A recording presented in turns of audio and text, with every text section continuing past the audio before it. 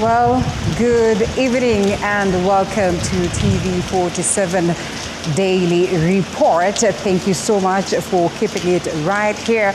Bit of a chilly evening right here in Nairobi. I hope you're keeping safe and warm. It's important that you do that. As you can evidently see, the rains are not so kind to us. Constant reminder that you should be safe. All the same, the broadcast must continue, and this is because of you. Now, President William Ruto has arrived in the United States of America to begin a 3-day state visit.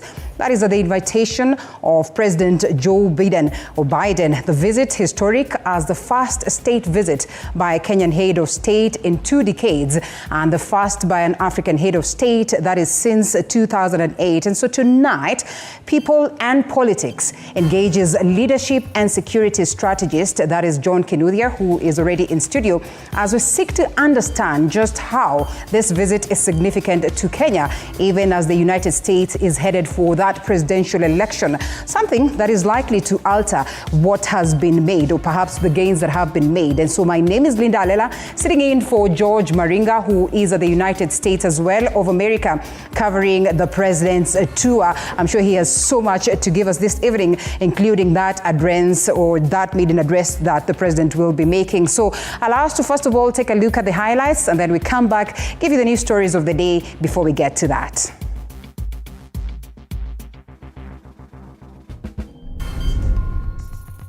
Tonight, President William Ruto begins his 4-day official visit of the United States amid high expectations of a high beneficial tour.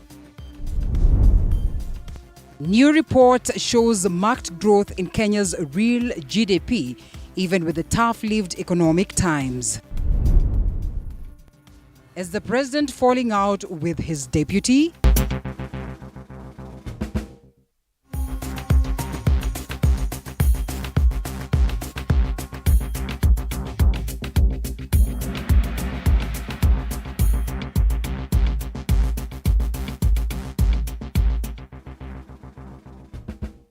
Welcome to Daily Reports. Power and Politics. Our sign language interpreter of the night is Catherine Simaloi. And we go straight to the stories of the day.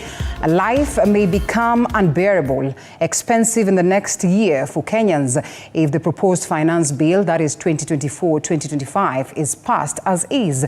This is due to the financial analyst, or what it is that they say, from the international accountancy firm Deloitte, the Kenya Association of Manufacturers, KAM, the Kenya National Chamber of Commerce and Industry, that is KNCCI, and even the Association of Kenya Insurance, AKI, have come out strongly, that is to oppose some clauses, including the contentious motor vehicle tax, excise duty on various consumable goods, and the ATM's compliance penalty.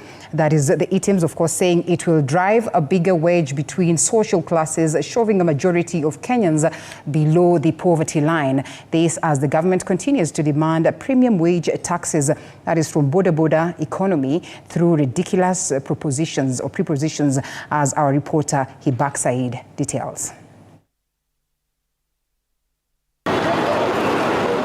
This morning saw to one of the biggest collusions between industry players, analysts and representative bodies in the world of business, going against the proposed Finance Bill 2024-2025, a collection of clauses that could allegedly trigger and destabilize the country's economy if left untweaked. So as long as we have that mismatch where the bulk of our taxpayers at the bottom of the pyramid, then we cannot fix that tax to GDP ratio in the way that it's supposed to be.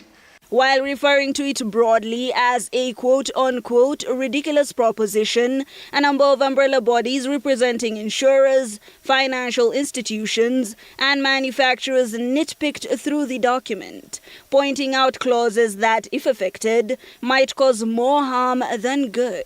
Because then household debt is increasing. Talking to bankers right now, they're starting to feel pressure on that, personal debt portfolio, because interest rates have been increasing, and which then means that your cost of, financing whatever debt you have has gone up. The Kenya Association of Manufacturers threw the first blow.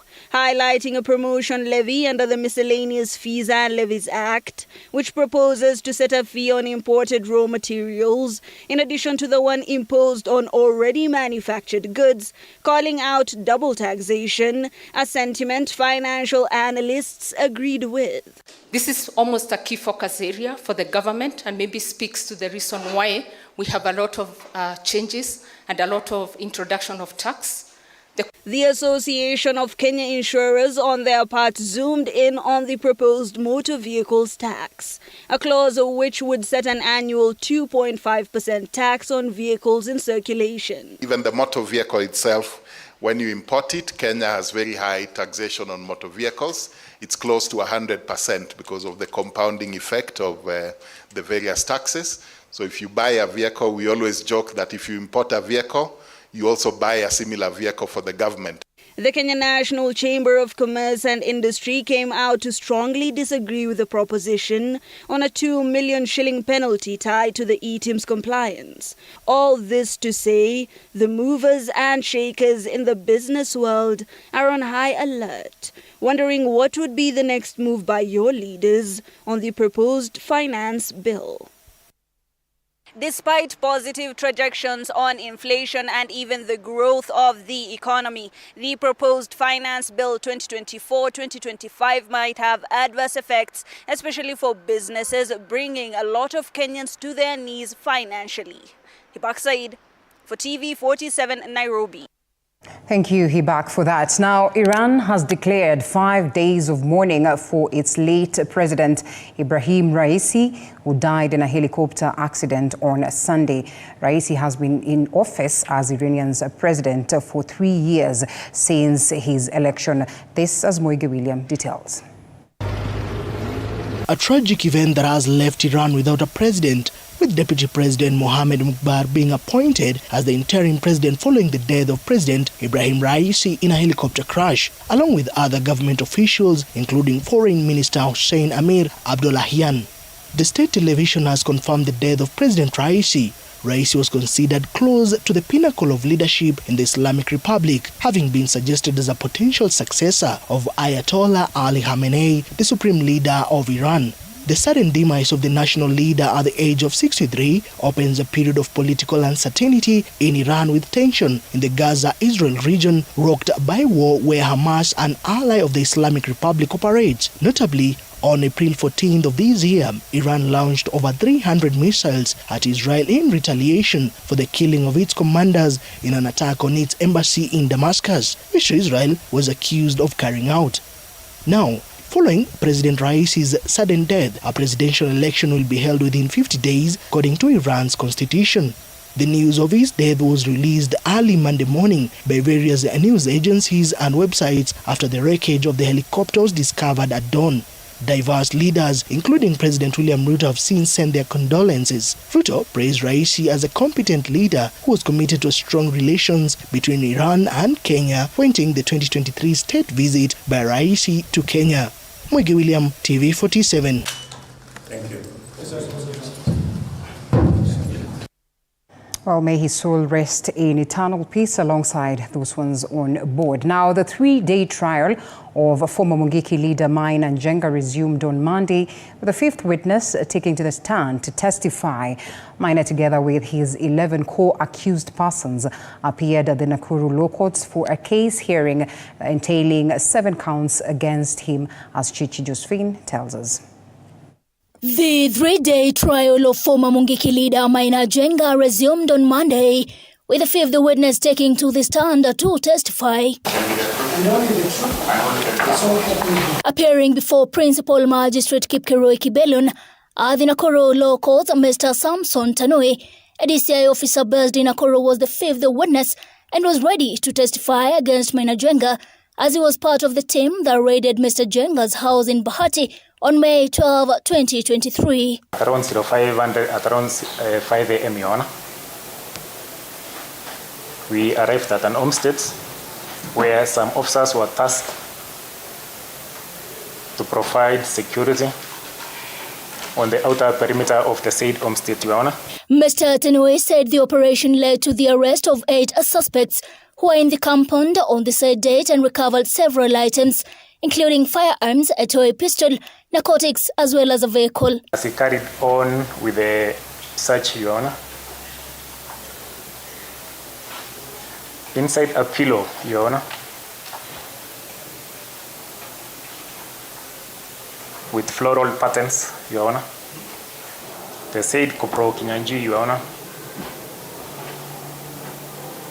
recovered a man-made or a toy pistol, Your Honor. The hearing was, however, interrupted briefly when the defense team, led by lawyer Ndegwanjuru, objected to the production of the toy pistol as an exhibit in court, with principal magistrate directing on a break of an hour. It doesn't place the prosecution on higher pedestal, that just because they have the control of the evidence they so wish to tender before the court, that the defense should not have the advantage of testing the veracity of the truthfulness or lack of it. Equality before the law, Your Honor, and equal benefit of the same. It is the defense contention that the item sought to be introduced by the witness, being a toy pistol first, was not part of the item supplied to the defense. The trial will proceed for the second day on Tuesday, May 21, 2024. Response before I... Chichi Josephine, TV47. Thank you, Chichi, for that. Now, it is emerging, that is from some quarters, that sidelining his second-in-command in the next election cycle would be political suicide for President William Ruto. Political analysts have now opined that Mount Kenya region played a vital role in building the Kenya Kwanza government, and should President William Ruto then drop Gachagua, that is for someone else, he will be digging his own political grave. Micah Gungu reports. In an effort to secure more funding for populated areas, Deputy President Rigathi Gachagua has recently sparked a discussion over one man, one vote, one shilling idea.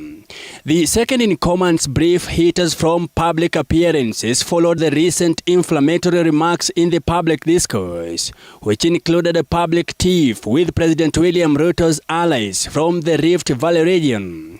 Questions have been raised and friction has been caused within the Kenya Kwanza coalition by Gachagua's absence from President William Ruto's activities, including his reception of Uganda President Yoweri Museveni, who visited Kenya on a state visit. Some political analysts are closely observing the effects of the fallout between the president and his deputy as indications of a potential rift emerging between the two. They seem to be sure that there's a problem between Rigathi and Ruto. On my part, I'm saying I don't see any problem. But if there's a problem, they are justified to defend their own party. Herman Manyora highlights that the Deputy President might have taken a short leave of duty to relax and refresh his mind as he strategizes his moves as the second-in-command. However, Manyora opines that President William Ruto cannot afford to lose his assistant now, citing Gachagua's significant influence on the mountain. Even those who don't love Gachagua so much, should that kind of thing happen, the mountain people cannot believe the replacement. Even if the replacement comes from Mount Kenya. People, if you bring even a lady, oh, Anne Waiguru, oh, what?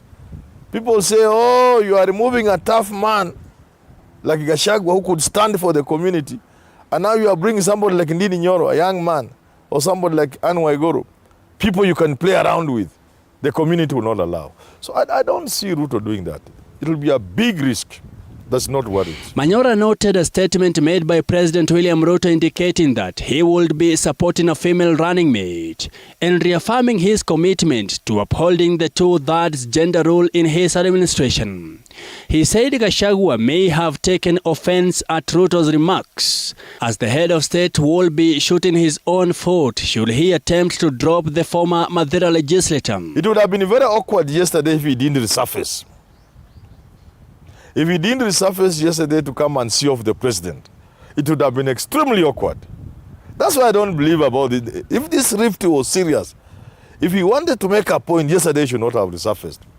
Now Ruto would have been forced to bypass Gachagua and appoint somebody else as acting president. It would have been very tricky. How would you appoint an acting president against the constitutional provision when the deputy president is within the country. Defenders of Deputy President Rigathi Gachagua have pledged to protect him against a perceived conspiracy to weaken the DP's power within the ruling Kenya Kwanza alliance. We are the people! According to Gachagua's allies, the Limuru 3 conference, which brought together a portion of the Mount Kenya leadership, failed to produce concrete results and was therefore of no consequence to the political landscape of the area. Deputy President Rigathi Gachagua is now acting president of the Republic of Kenya, following President William Ruto's state visit to the United States of America. Mike Kagwongo, TV47, Nairobi. Well, as always, the politics of this country is interesting to watch. Now, away from it, the Kenya National Bureau of Statistics, KNBS, today launched the Kenya Economic Survey 2024 at the Kenyatta International Convention Center here in Nairobi. And according to the survey, Kenya's real gross domestic product expanded by 5.6% in 2023 compared to a revised growth of 4.9% in 2022. The positive growth was notable, that is among most sectors of the economy, with the agriculture, forestry and fishing sectors growing by 6.5%. The event was officiated by the National Treasury and Economic Planning Cabinet Secretary, Professor Njuguna Ndung'u. Let's take a look. A report by the Kenya Economic Survey of 2024 released today by the Kenya National Bureau of Statistics, KNBS, has indicated that the informal sector contributed the majority of jobs in the country by 720,900, equivalent to 85%. In addition, according to the 2024 Economic Survey report, employment opportunities in both the modern and informal sectors rose from 19.1 million in 2022 to 20 million in 2023. In the private sector, manufacturing, agriculture, including forestry and fishing sectors, wholesale and retail trade, as well as repair of motor vehicles and motorcycles, emerged as the leading industries in the provision of wage employment. The report shows that the country earned more from tea exports compared to other products traded in the international market. Recording an impressive performance was a trade on tea that posted a trade worth 176.3 billion Kenyan shillings in 2023 compared to the net sales of 156.7 billion shillings in 2022. In the public sector, wage employment increased by 5.9% in 2023 compared to 1.6% recorded in 2022. During the year under review, education sector recorded the highest growth of 10.9%, mainly attributable to the large number of teachers hired by the Teachers Service Commission. The financial and insurance sectors followed, contributing 16.6% to the country's GDP. The survey indicates that total domestic credit recorded a growth rate of 12.7% to 7,041.1 billion Kenyan shillings compared to 12.2% recorded in 2022 due to the inflation rate remaining within set targets during the period under review. Further, the survey notes that the insurance subsector grew by 12.7% as compared to 12.4% in 2022. Under this, net premiums from life assurance and general assurance expanded by 16% and 7% respectively in 2023 on the back of increased uptake of insurance covers. The real estate sector was the third highest contributor to the economy at 13.3%. The number of housing units completed under the Affordable Housing Program was up by 3,357 from 1,390. Expenditure on housing also grew to 92.5 billion Kenyan shillings in the 2023-2024 financial year, an increase from 9.1 billion Kenyan shillings from the previous year. According to KNBS, the economy is further projected to remain resilient in 2024, mainly supported by robust service sectors and strong performance in agriculture. Ann Odida, TV47. All right, junior secondary school teachers in Kisii County today led a major protest march that is through the Kisii and Nandi counties. JSS teachers who have been on strike since schools reopened maintained that they would never return to class unless the government and TSC addresses their grievances such as alleged exploitation and frustrations. Our reporter Alfayo Kombo has the details. The These are the resolution by the JSS teachers in Kisii and Nandi counties, who continue with their protest as they march through the streets of Kisii town and Kapsabet town, bearing with twigs and placards demanding that the TSC and the government through the Ministry of Education should listen to them. Led by Kupet Kisii Branch Secretary Joseph Abincha, the striking teachers vote to continue with their protest until the viable solution to their demand is presented. Similar sentiments were held in Kapsabet, Nandi County. If the government is serious and want this education and CPC to go on, we want them to obey the court ruling. Yes. And that's why we're here. We'll be in the streets today, we'll be here tomorrow, we'll be here the other day, until the cries of these JSS teachers is heard. Immediately, hao walimu wanaemployiwa on permanent and pensionable, tutafanya kazi like never before. Tunapigania tu haki yetu. Musikiwe na wasiwasi, tutakuja to compensate. Abincha asserted that it is wrong for TSC to keep the JSS teacher on contractual employment for over 1 year, adding that they should be considered for permanent employment and given their salary arrears for the past 1 year of service, as they asked that TSC Commission to look for a proper way for the teachers to exercise their duties in good working environment. We are on the streets, hatuko darasani. The data people are receiving at the Hochewise wanatuma tuko present darasani ni uongo. Watoto shuleni hawafunzwi. Secretary OU, we love your support, but be very clear. Hayo mambo yako ya kusema ati tupewe contract nzuri, hapana. Hayo mambo yako mengine ya kusema ati sisi mkakati huko wa kuemploy walimu 26,000, we can't listen to that. Duncan Ondieki, who is one of their leaders, dismissed the claim that the government has no money for the teachers, while observing that there is money for the renovation of State House in Nairobi. MPs should join us. Ama tunafikiria nyinyi ndio watu mnaenda kupewa barua zetu, mnakuja kutuuzia hapa vijijini. The workload of on the other hand, is overwhelming and makes it difficult for a teacher to effectively deliver. The commission should find a way to ensure the teacher handles the required subjects and lesson as per the Constitution. Whereas this 2-week strike continues, we visited various schools in the county and discovered that most of the learners are now being taught by trainees who are on teaching practice. Kombo Alfayo reporting for TV47, Kisii County. And now to this unfortunate story. A family from Butula constituency, Busia County, is seeking for justice.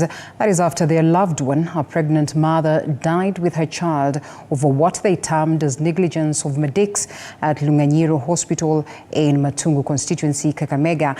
And as Violet Auma then reports, the family claims that their loved one died due to lack of an ambulance to take him or to take her to the Kakamega Referral Hospital for specialized treatment. Somber mood and grief engulfed Butula area of Busia County following the death of a 30-year-old expectant mother and her unborn child. The family did not fathom that their joy of expecting a child when Anyango went to deliver at Lunganyiro Hospital will turn into mourning. Vile niling'ang'ana kutafuta gari alikuwa amebulij.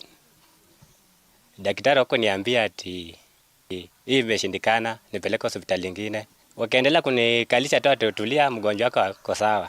Tutaenda naye polepole atakuwa sawa. The late Anyango's husband, Abel Nyongesa, says his wife and child died due to lack of ambulance services in Kakamega County.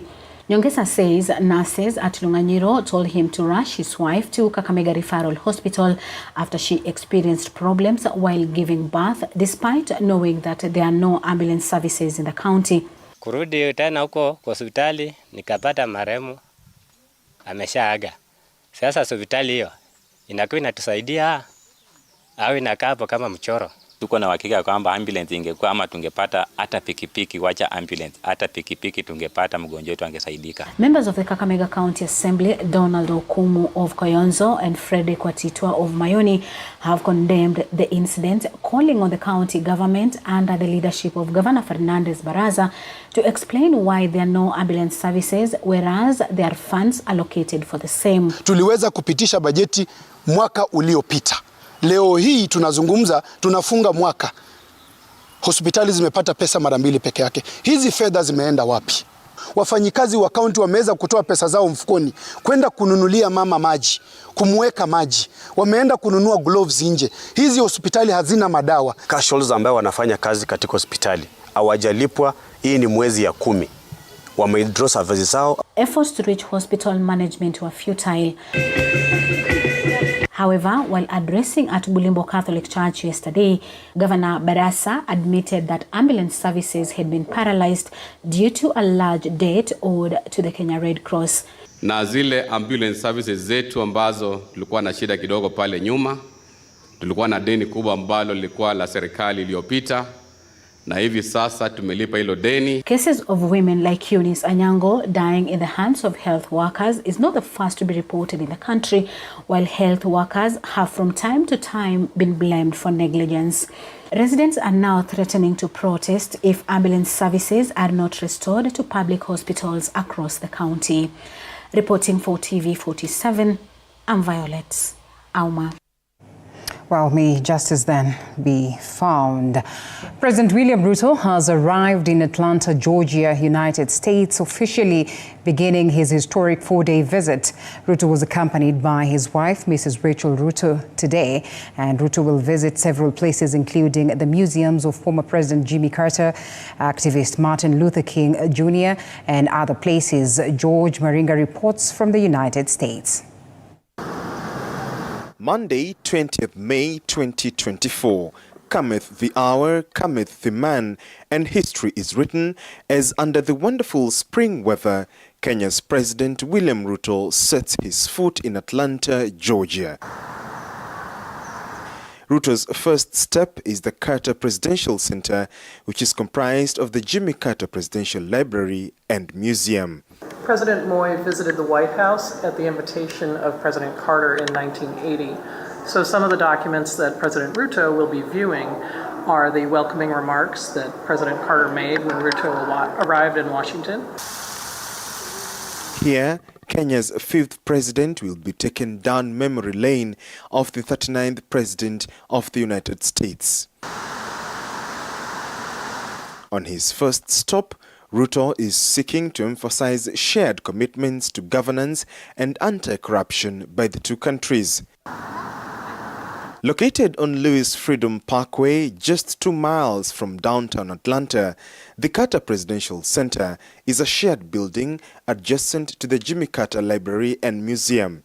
The Carter Center has helped to improve the lives of people in more than 80 countries by resolving conflicts, advancing democracy and human rights, preventing diseases, and improving mental health care.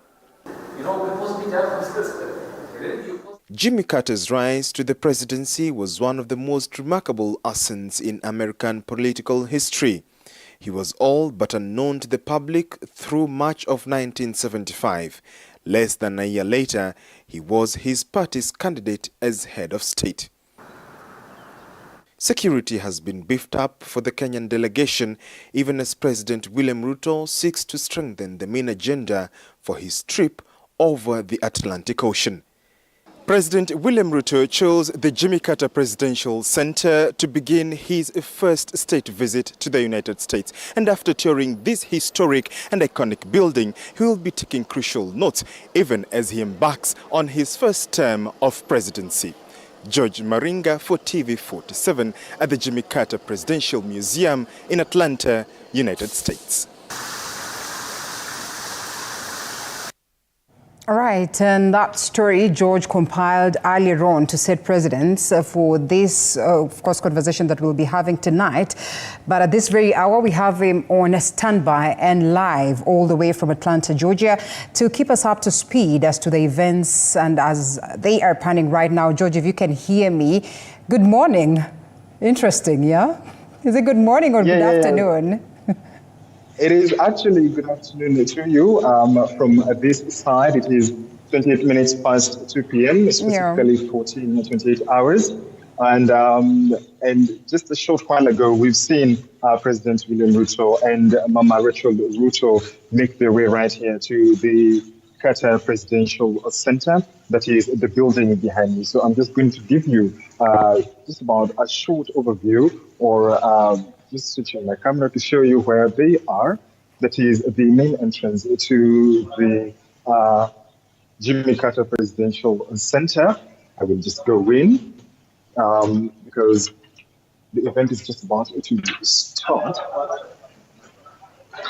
And this is where the president is.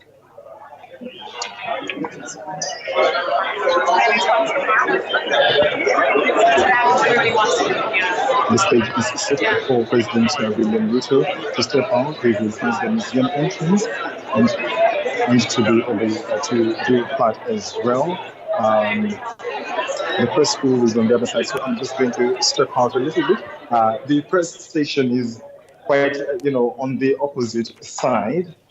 That I would have to find a different area to be able to access. So this is a very historic visit, especially for President William Ruto. He landed today just about 12 minutes past 10 a.m., accompanied by Mama Rachel Ruto. That is the entrance to the main building of the Jimmy Carter Presidential Center. He has been received by several officials who also include members from the Qatar Presidential Center, as well as being able to take a tour of the museum inside. He will be able, as you've heard from the report right there, he will be able to see the documents that were signed by the former presidents of the Republic, the founding father, Mzee Jomo Kenyatta. There is also a Christmas card that was sent to President Daniel Arap Moi by President Carter back then. So that is just an overview of what to expect right here. I would have loved to give you details of the specific places, other specific places that he'll be visiting this afternoon. But of course, due to heightened security and concerns, of course, by the Secret Service, we have to not mention, but after this, there will be other activities and other places that the president is going to visit. Accompanying the president, we've seen Prime CS Musalia Mudavadi, who's also CS for Foreign Affairs. We've also seen the CS for Defense, Aiden Duale, advisor Dr. Monica Juma. We've also been able to see the U.S. ambassador to Kenya, that is Meg Whitman.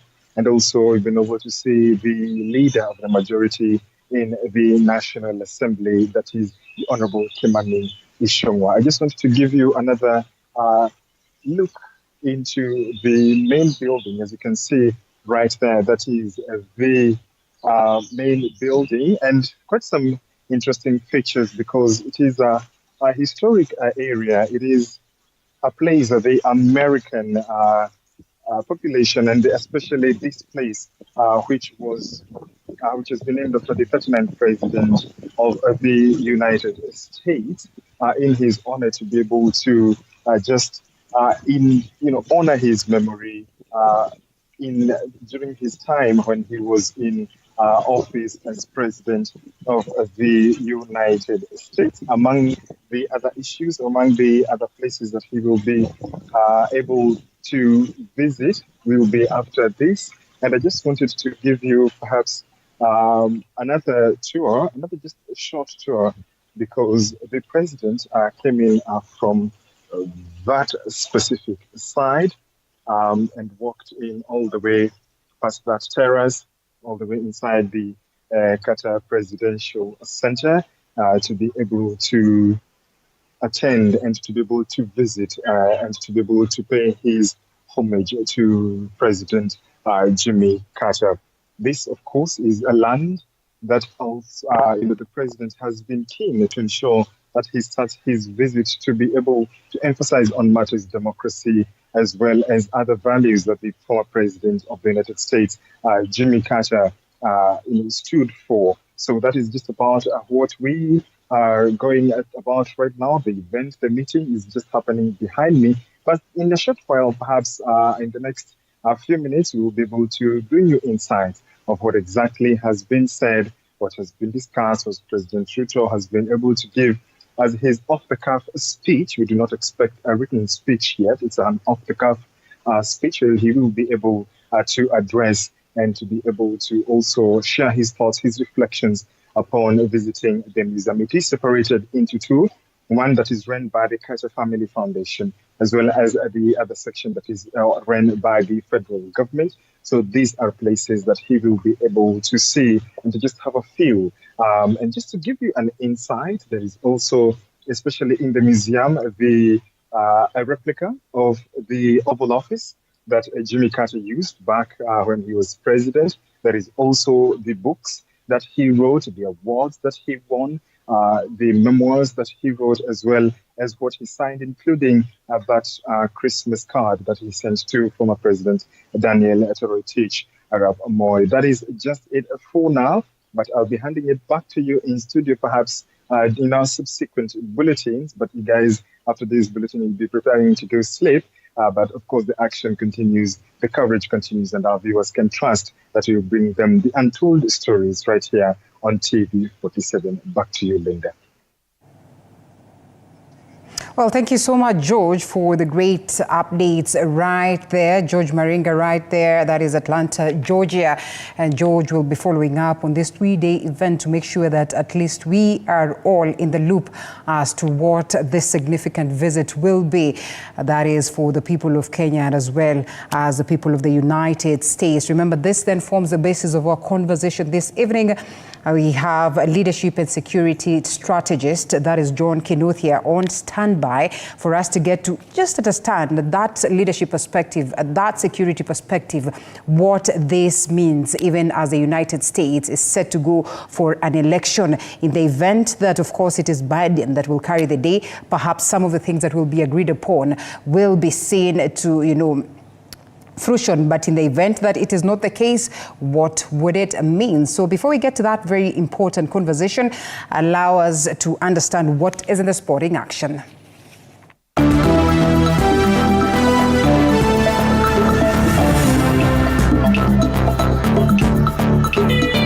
Sports news brought to you by Maybets.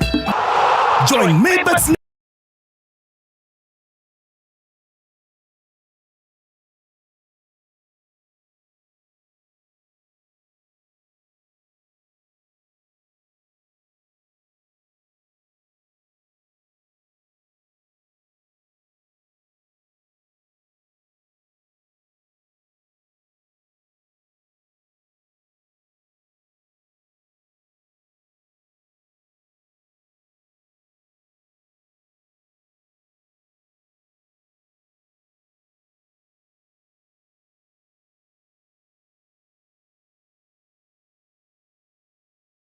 All right, and Harambee Stars coaching in Firat has named 25 players in his provincial squad.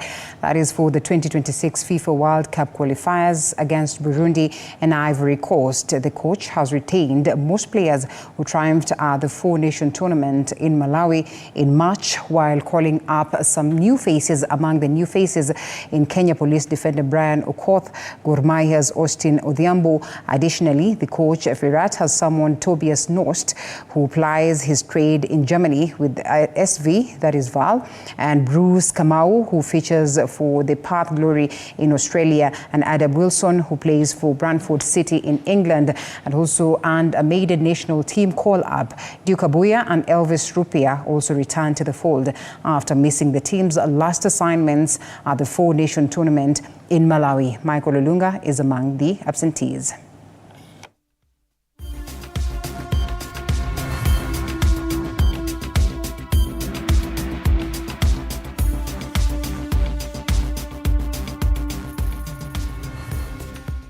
And KCBFC earlier today registered a 2-0 victory against Talanta FC in the March Day 31 of FKF Premier League fixture played at the Dandora Stadium.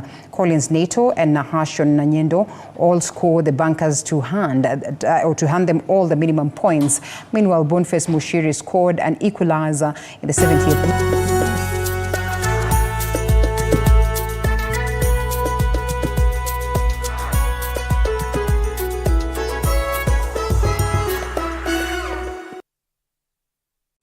Kila kiongozi ana hadithi yake ya kipekee. Wazazi wangu walikuwa bit strict kwa sababu mamangu mwenyewe. Na sell tena na natumai pia tutapanda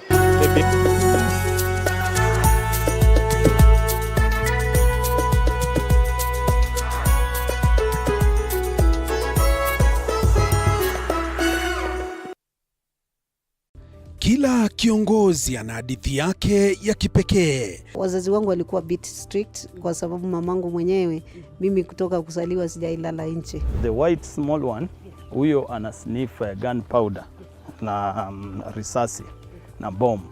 Alafu huyo mwingine ni Ridgeback ana sniff simba. Even the employees knows that, so when in the boardroom is the chairman, the CEO and the rest of. At what point are you a wife? The minute you get to that inside that door, you become now the wife. Na kila maamuzi wanayoyafanya hufichua mengi kuhusu utu wao na uongozi wao. We see God blessing us, and we now realize the power of giving also has to be rewarded back. Kupitia kipindi Mfahamu Kiongozi, tunakuletea mahojiano ya kusisimua na uchambuzi wa kina kuhusu viongozi wetu. Pick your core business as the bigger stones. Put them in your diary first. Give priority the bigger things. Usikose kila Alhamis saa 1:30 jioni.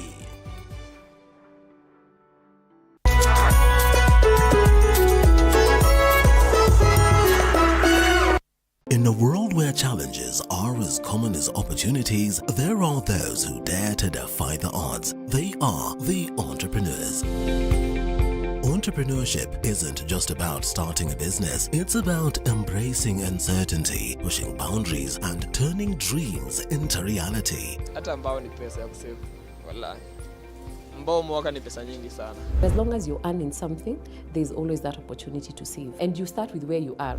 The way we run the business is in a very unforgiving way, where every team member has to bring out their best. So, to all the dreamers, innovators, and risk takers out there, remember, being an entrepreneur isn't just a job, it's a way of life. Join the journey. Become an entrepreneur. The Grind, Mondays at 7:30 p.m.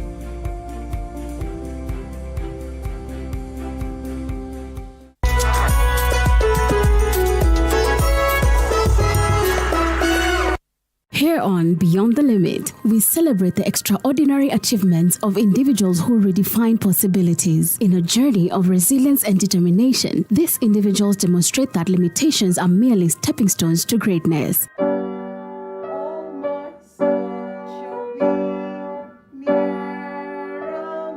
I'm Nancy Njoroge, a mother of 3.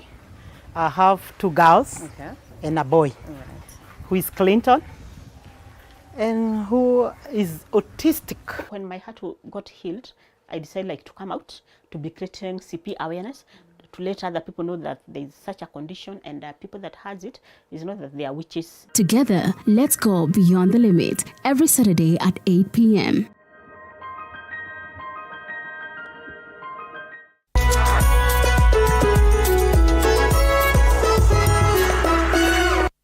Welcome to The Realtor, where we take you on an exciting journey from bare land to dream home.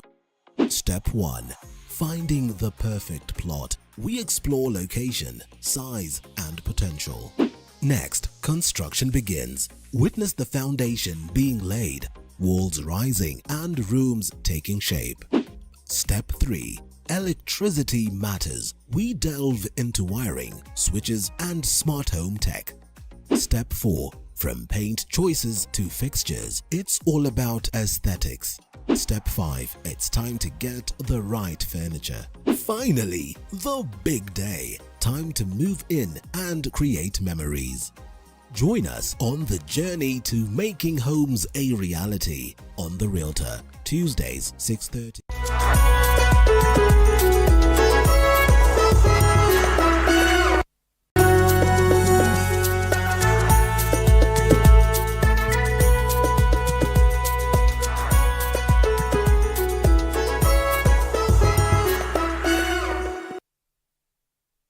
Kila kiongozi ana hadithi yake ya kipekee. Wazazi wangu walikuwa bit strict kwa sababu mamangu mwenyewe, mimi kutoka kuzaliwa sijailala nje. The white small one, huyo ana sniff gunpowder na risasi na bomb.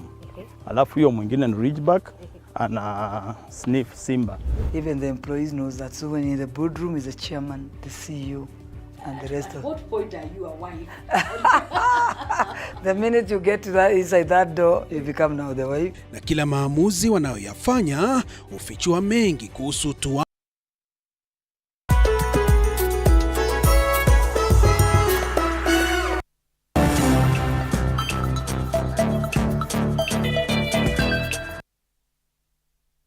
And even as President William Ruto is making his address, so that is at the Qatar Center, of course, where his focus or his main focus is on democratic values and anti-corruption efforts.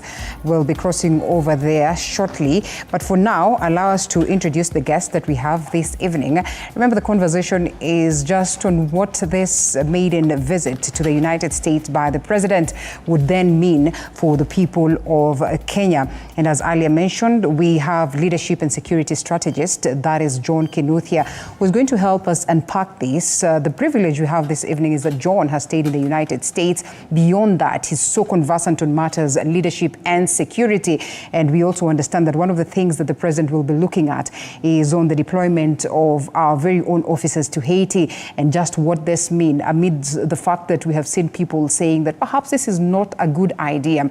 Why is it that the government has decided to go against what most of the people would call or would ask for, or perhaps, some legal tussles that the same has experienced to proceed and deploy these officers, which is slated for this week. And so as we get to that conversation, thank you so much, Sini, for creating time to be with us. We start off with this maiden visit. Of course, we have seen President William Ruto, landing in the United States. This is pretty much historic. Yes. But then one would want to ask yourself, would it be that then we are going to get lots of significance out of this? But then again, looking at the fact that the United States is headed for an election that is come November, which is likely to take, different sides. If we're told the Republicans are going to carry the day, what would this mean? Would this visit then would be shadowed by that aspect of the election? That's a brilliant question. So actually, it's a little bit of both. The first aspect that you mentioned is what can come out of it.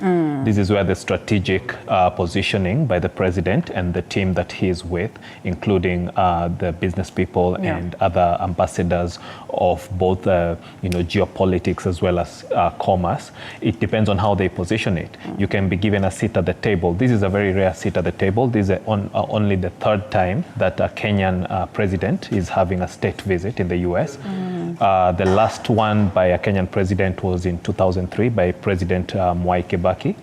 And the last one by an African leader was 15 years ago, which was the president of Ghana at the time, invited by President Bush. So it's a very significant, a state visit is not just a normal visit. It comes with the full honors, very ceremonial, very traditional in terms of culture and military and government and officials.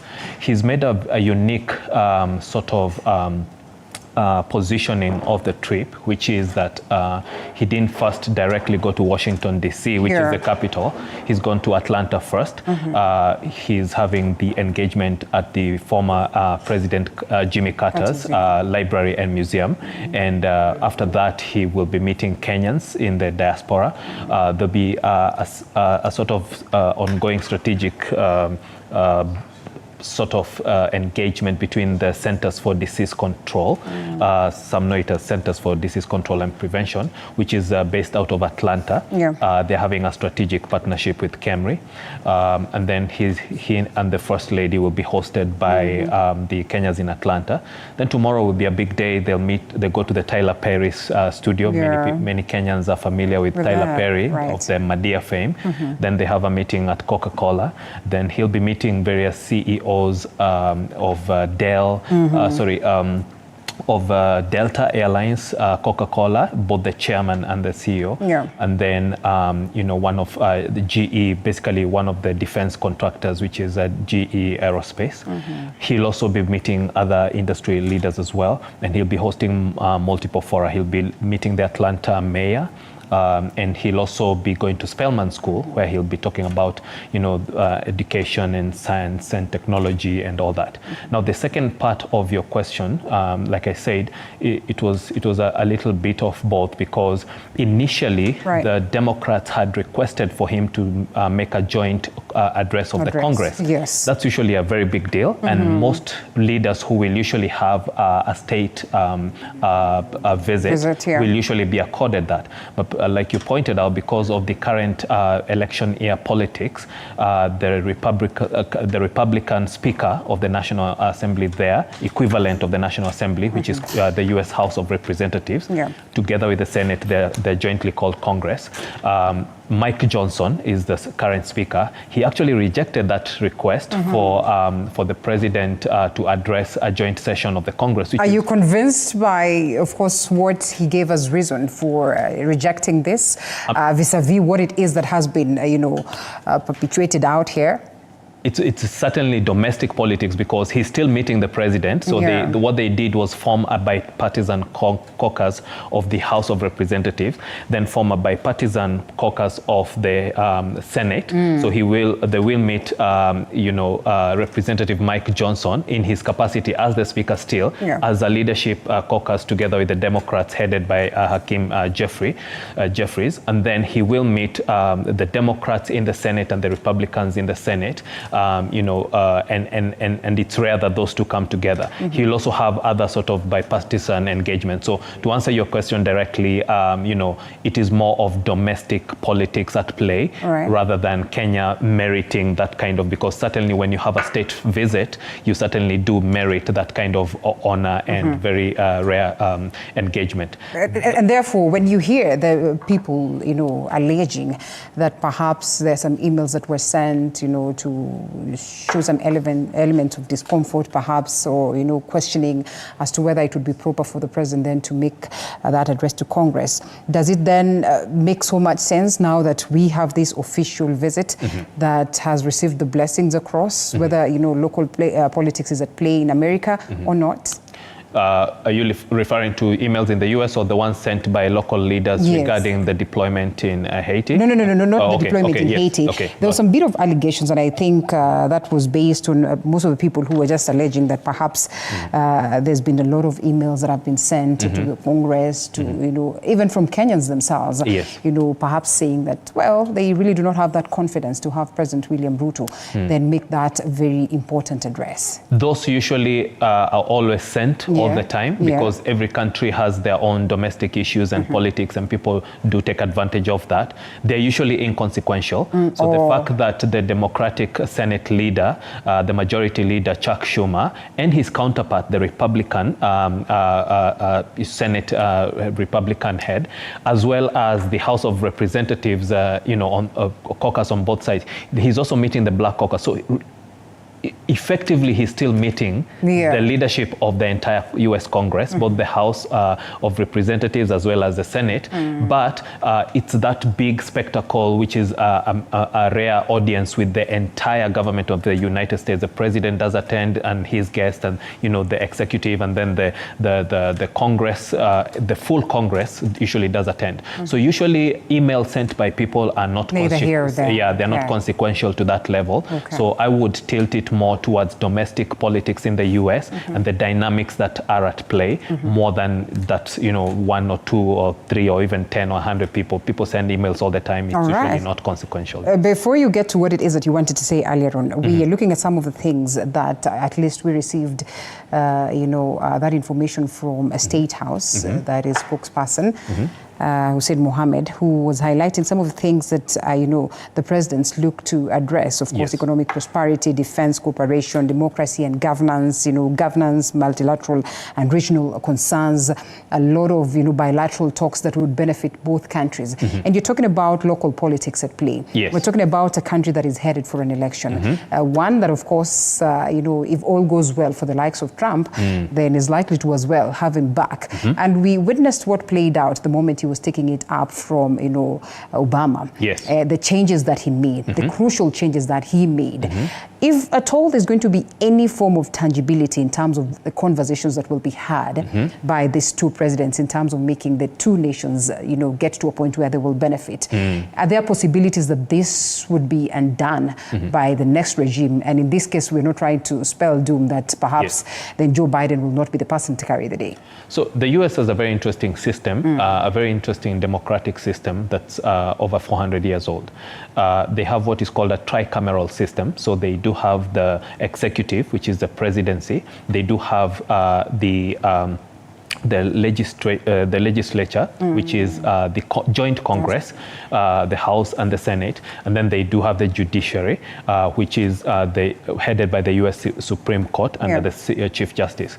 Now, the U.S. does it differently more than other countries, and I wish here in Kenya we could adopt a bit of that. They have what is called a transitional type of election, where not all leaders are elected at the same time as the presidential election. So they kind of split it into phases so that there is continuity of government, there is continuity of leadership, and at no time do you have newbies coming in all at the same time and starting afresh. There's a lot of sort of systemic, tribal memory, if you will. There's a lot of systemic, continuity, and they pay a lot of attention to that. The same is done with policy.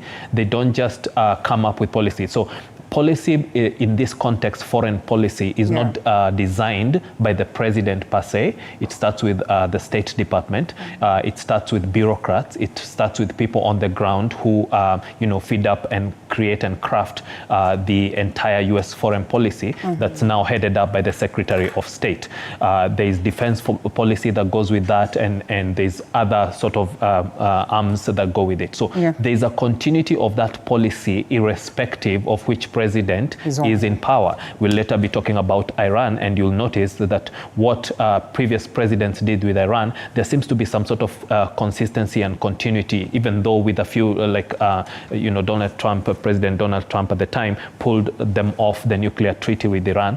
But and that was quite, geopolitical from his conservative point of view.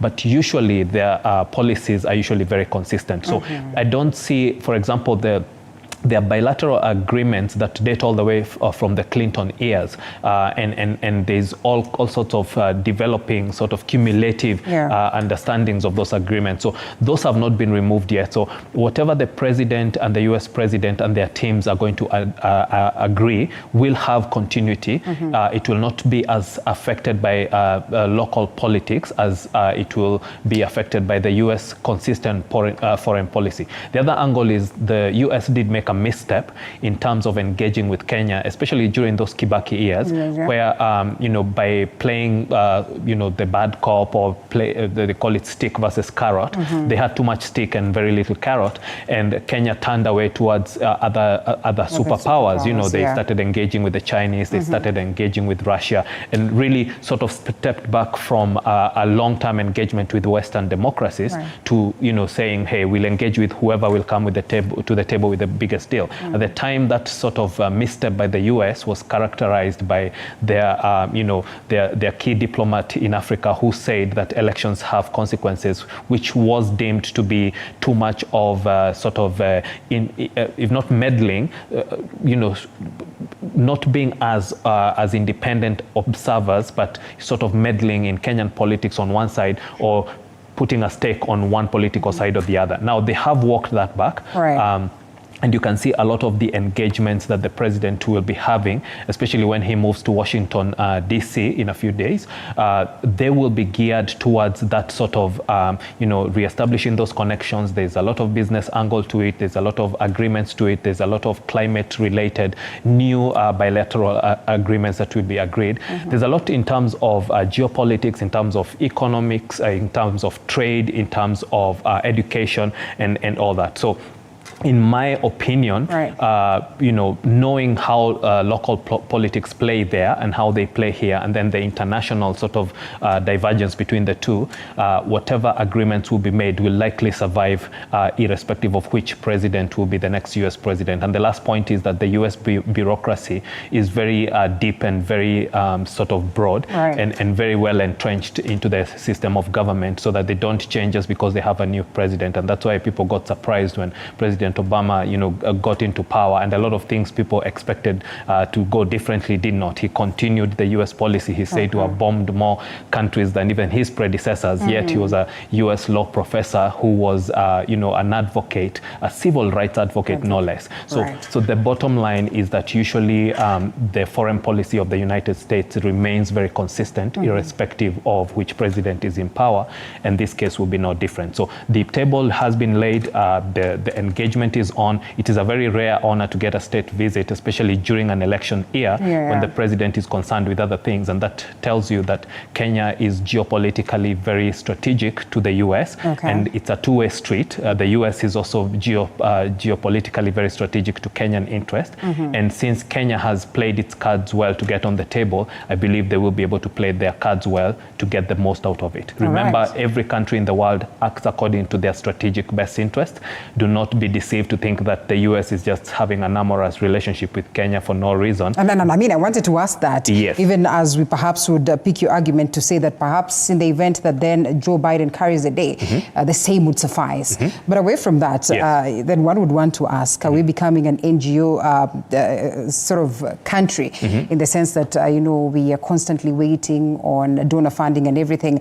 And would it be a mistake, or would we be mistaken to argue that perhaps then this visit would as well come in to consolidate what some of the institutions like IMF and World Bank then are working or are doing in the country? By all means. The Bretton Woods institution, which is how they are known, the IMF, the World Bank, and all these other you know, global sort of institutions, have not been known to always act in the strategic best interest of the country that they are offering aid, so-called aid to.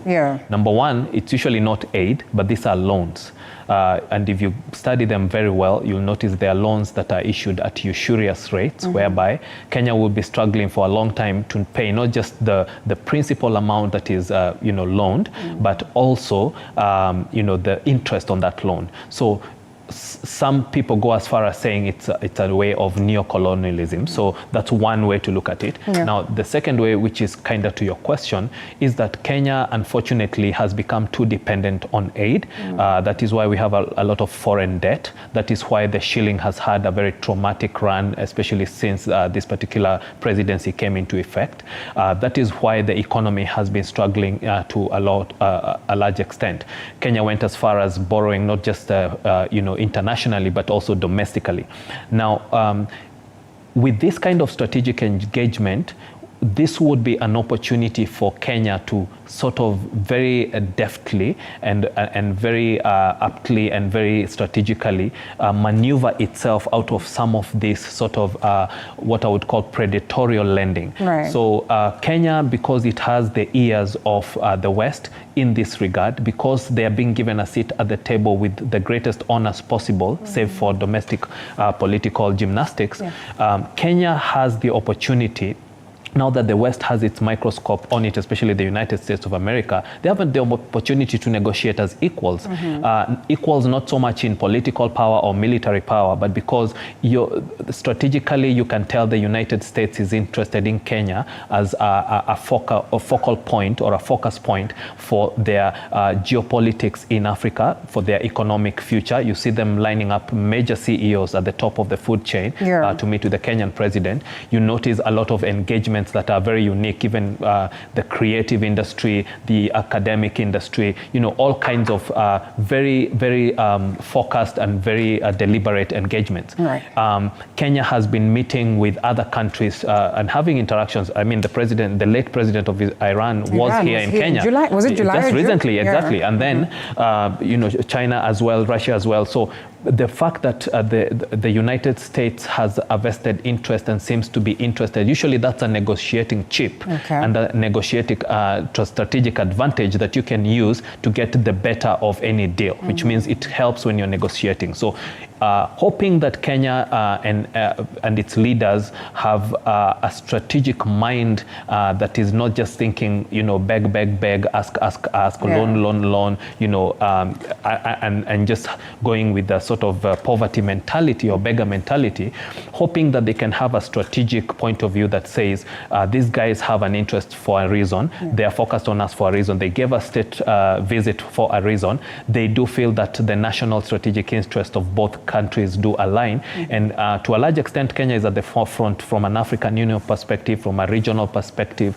and most importantly from initiatives like global climate change and other sort of initiatives. The UN is now moving its headquarters. The UNDP has had its headquarters in Kenya, but it's now said that the entire UN headquarters is being transitioned to Nairobi. We all understand just how keen the United States and many other countries or superpowers are always keen in terms of making sure that they understand we're going to invest in this country, whether aid, whether debt, whatever capacity. But then again, they're always keen to understand what is playing out politically in terms of how people are managing their economies. We also understand the situation in the country. In as much as, of course, the reports indicate that perhaps we are at a better space in terms of growth of the economy, there are concerns about corruption. Could this be, negative indicators for the United States to proceed and, continue to work with us if at all we are to get something out of this visit? Countries like the United States that are superpowers know us better sometimes than we know ourselves. Interestingly. And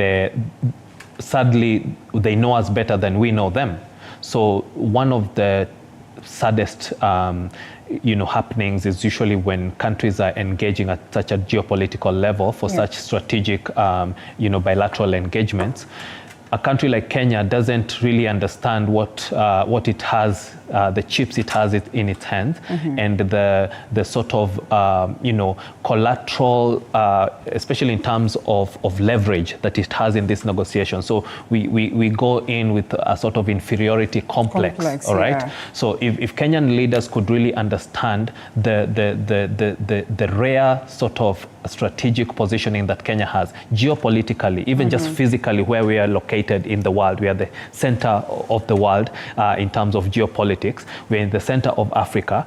Kenya has one of the most educated, not just workforces, but citizenry.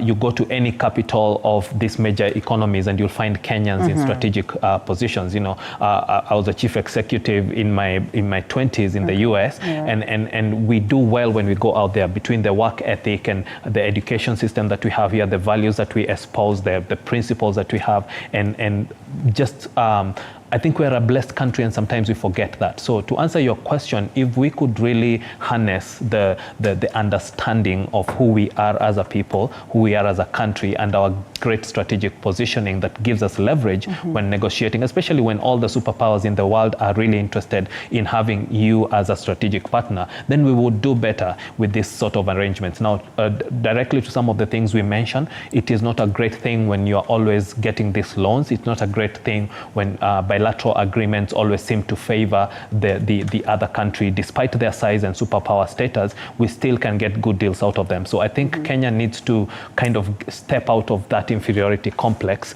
in the global stage and position itself. I mean, some of the discussions in Washington, D.C. will be as sensitive as, Security Council positioning and other strategic global geopolitical, matters of serious importance. Kenya's voice is important in Africa. Kenya's voice is important in, bodies like the UN.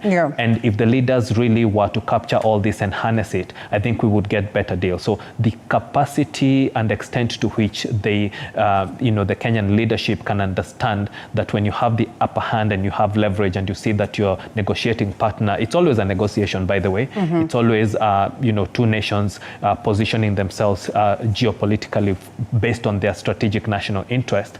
If we would take that very seriously, then we would be able to get better deals out of this. If we're going to look at timelines and perhaps look at the last visits or perhaps the last, engagements that we have had with the United States, is there anything to show show. You know, we're talking about months after, we're talking about years after. You know, we would want to look at just how many investors we have in the country, physical investors, you know, coming into the country, that is from the United States of America.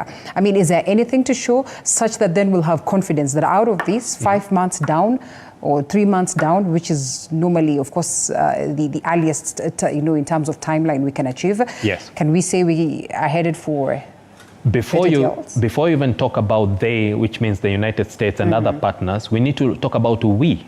The citizens of this country are the board of directors that elect the executive. Yeah. We are the ones who should be holding accountable the executive to results when they are in engagements like this, because the president of Kenya, of the Republic of Kenya, is there on behalf of the people of Kenya. So the first question you asked was about, you know, can we glean significant benefits from this sort of engagements and visits? So the last one, like I said, was in 2003 by President Kibaki. He really tapped and was brilliant at doing so. Because there was a lot of economic progress in the Kibaki years. He didn't just use it globally, he used it even regionally, where suddenly he opened Kenya's economic basket to cover the whole of East Africa. He widened the market for us. Yeah. And he used this sort of engagement to position Kenya really at the forefront. And it was tangible those days. You could really feel the economy was doing well. You could see all the development, and you could see a huge difference. The previous one was President Moi. Yeah. President Moi was very insightful. And, you know, sometimes I'm frustrated by the fact that when people give him credit, criticism, they don't give him credit where it was due. He was the one who educated us about some of the things we're talking about today. He kept talking about the structural adjustment programs and saying these Bretton Woods institutions, they become bullies, they are strong-arming us. And then he started, you know, growing the local economy to sort of balance that. And we were hearing everything from songs telling wakulima, ongezeni kilimo, and, you know, all that. He really had Kenya's foreign policy being what I'm talking about, which means when you go to the global stage, don't go with a sort of beggar mentality or inferiority complex. Now, to your other question about can we see tangible benefits from them, unfortunately, a lot of these engagements have been hampered and undermined by corruption. Because when these foreign investors come to Kenya, you know, all kinds of gymnastics in terms of corruption are concocted. You know, there was a time there was a law that was saying, oh, if you're going to be a foreign investor coming to do business in Kenya, you have to have X. I think it was 35% of local ownership. But now the local ownership is not competitive based on the market, is based on cronies of whoever is in power at that time. So such political nonsense that we engage in here is what really shoots us in the foot. So that's when you look at it internally. Now, if you look at it from a US point of view, if they didn't think they would get somewhere, and they didn't think this was strategic enough for them to pay attention to, and they didn't think there would be fruitful benefits both ways, and they didn't think Kenya was a proper partner, this state visit would not have happened. It would not have happened on an election year. It certainly wouldn't have happened when there's so much going on both in Kenya and in the world as well, and in the US as well. So there is opportunity for both sides here in Kenya domestically and in the US and even internationally for people to get serious. One of the frustrations with the superpowers like the United States is they also don't seem to believe they can compete in the marketplace without strong-arming people. So you'll have also a lot of that sort of unfair, sort of imbalanced trade. You know, there was the AGOA and other sort of agreements that you felt were lopsided towards them. I mean, if you're the superpower of the world and you're such a huge economy and a huge democracy and you're competent and you feel strong with your systems and everything, why do you have to sort of strong arm and use funny tactics on a country like Kenya? Why not come and compete in the marketplace? Like, business happens in the private sector every day that is successful. So unfortunately, whereas our weakness is corruption and what goes with it, their weakness is some of these unfair sort of strong arming and funny games they engage in at the back, trying to gain an unfair advantage and sort of not see eye to eye as equal partners on the table. Now, with all that said, there is hope because to the extent to which the country is positioned globally as it is today, as we speak, we have so much to gain from these engagements here within the country, nationally, within the region as the Greater Eastern African Community or the COMESA region, and then as an African Union. You speak of an African Union, and Correct. allow me to come in Yes. on this matter of us, presenting one of our own, for that bid of the African Union chairperson, or that is commission, Yes. And the Right Honourable Raila Odinga's name is there. We understand very well that it's more or less like a scramble if you'd want to look at it. Yes. And we have very many African, countries as well presenting their very own. China, you mentioned very well, away from the United States or many other superpowers came on board to take the place of the United States, especially in Africa. Yes. Do you suppose then we are likely to see that out of this, other superpowers, China, for instance, coming on board to perhaps sponsor other candidates, at the expense of what it is that we would be pushing and advocating for as Kenya? So one of the strategic advantages I mentioned of having a superpower's attention is there's the sort of almost a jealousy of sorts that the other superpowers develop. So when we were with the United States and they played hard to get and they played tough and really played hardball. We had China on this We side. went to China and then China, came with all these deals and unfortunately loans. I wish there were grants, but they came with loans that were, almost unbelievable terms, like up to 80% sort of, financing that was easy. And then now the US is jealous. And that's why I'm saying if the leaders were wise and strategic, they could play this to their advantage because you have all the superpowers with your attention. You have the European Union, which is now separate from the country that colonized us, which is Britain because of Brexit. So you have a lot of Western powers interested in engaging with you. You have a seat at the table with all of them. And now the US has elevated Kenya to a point where we are getting state visits on an election year with a lot of goodies on the table. So certainly what I foresee is countries like China now coming to balance that, just like the reverse happened. Is unfortunately it's like one of those jealousies that happens in some relationships. So where, somebody leaves this person and then this person just goes and prospers and then they see, oh, they have, somebody else and I need to get back into the game. It's kind of that sort of natural human need to feel like there's a vacuum here. This person stepped in. I need to go there and outdo them. And now when they are outdoing each other, we would be having those chips to play at the table. Do we have leaders? Do we have leaders that are capable of playing that card and playing it right? We have seen the Musalia Mudavadi as a company, the president, majority leader Kimani Ichung'wah as well. And I mean, basically those ones that have gone and even the ones that are left behind, are they capable of negotiating this? So one of the things I said earlier, even as we talk about our international partners and how they perceive us, we really need to look at ourselves in the mirror because one of Kenya's biggest, Achilles heel is corruption. The second one is tribal politics. We should have matured as a democracy now to be issue-based in terms of our politics, so that instead of, this, typical nonsense we have, people from this corner, people from that corner, instead of looking at all of us as Kenyans and knowing we are a nation and then electing our leaders out of competence, out of their capabilities, out of their abilities, out of their experience, out of their wisdom, out of merit. So had Kenya been a country where all the leaders that are on the table were elected by merit based on issues, then your answer would be 100%. We would have leaders that are capable. So I would take it back to the electorate and ask them, what kind of leaders are you electing? How are you electing them? Does somebody come and bribe you and buy your soul with, some unga and a few shillings and, get the youth from your area? The young people really have to think hard about how they get used in this process because we are the majority in this country. And had we been as serious as the Wazee, sorry to call them that, and, some of the leaders in the country are over 80 years old. And we are saying, had the youth being serious about this process of electing leadership, we would have the best of the best. And Kenya has so many competent leaders. Kenya has so many competent, so many Kenyans have been heads of these global bodies out of merit and sheer competence. So the answer to your question is, the day Kenya transitions from tribal politics, from petty politics, from some of these factional politics based on region and religion and tribe and all that, yes, to business sort of minded, to more serious business of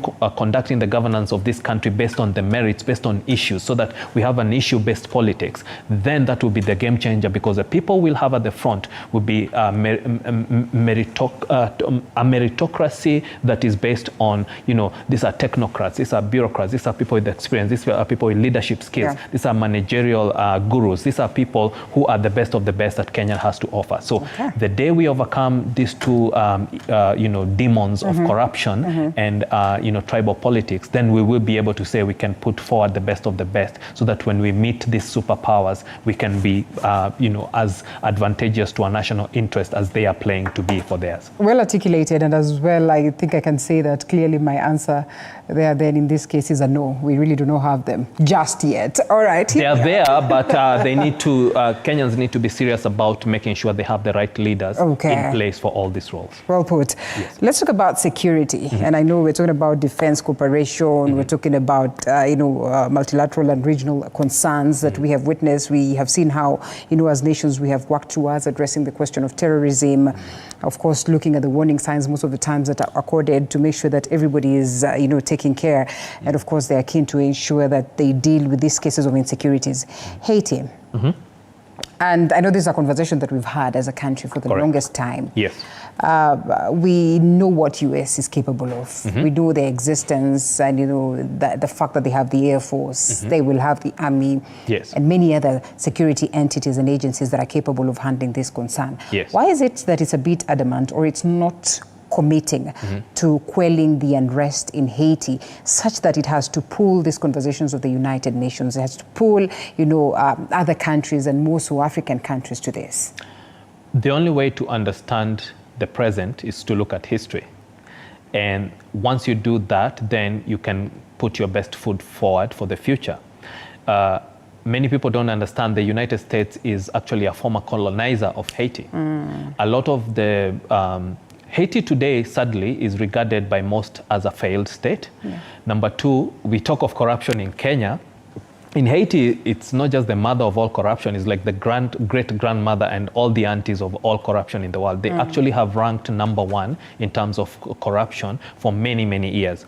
But a lot of the wars that have been visited on Haiti, unfortunately, are due to superpowers like the United States interfering in the internal affairs of the country, so that despite being one of the oldest and one of the best positioned, actually Haiti was among the first democracies in the Caribbean and goes back decades, not just decades but centuries, but their first democratically elected president was the priest, Jean-Claude, I believe he was Aristide, or Jean-Baptiste. He was removed from power.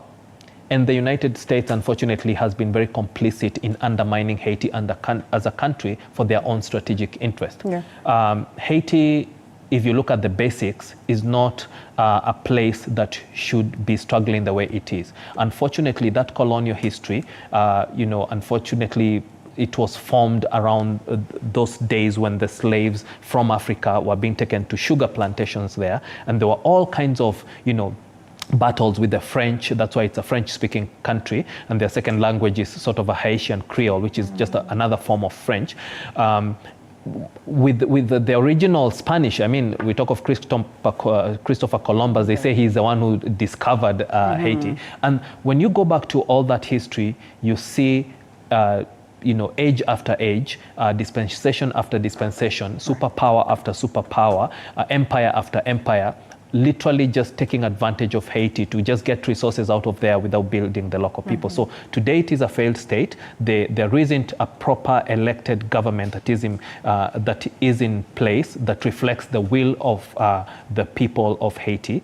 And now here comes Kenya and other countries being drawn into it. Now, people can have all kinds of debates about the appropriateness of that. In international law, it is acceptable for a police force from one country to go help another country, but there are usually a lot of steps that must go into that, and we understand them all, you know. And one, you must be dealing with and be invited by a leader who's democratically elected, which means reflects the will of the people.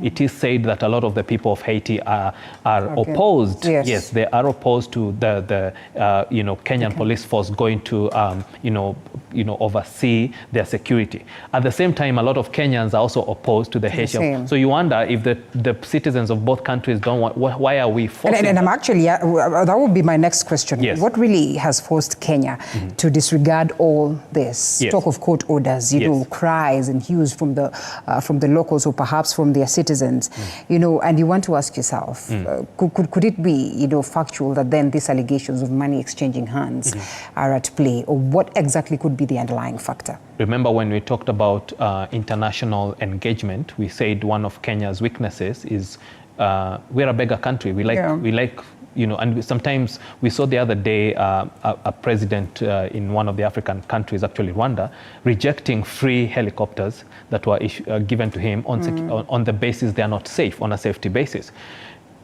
In Kenya, we seem to beg without standards. We seem to just take anything that comes and get thrown our way. So unfortunately, our leaders have adopted a perspective that as long as somebody is giving us dollars, we can do whatever we need to do. And sometimes we go to the extent of selling our soul as a country to do some of these things. So I would say there's some credence to saying that the leadership is perceiving an economic benefit, a geopolitical benefit, and some other sort of unspoken benefits that, you know, maybe the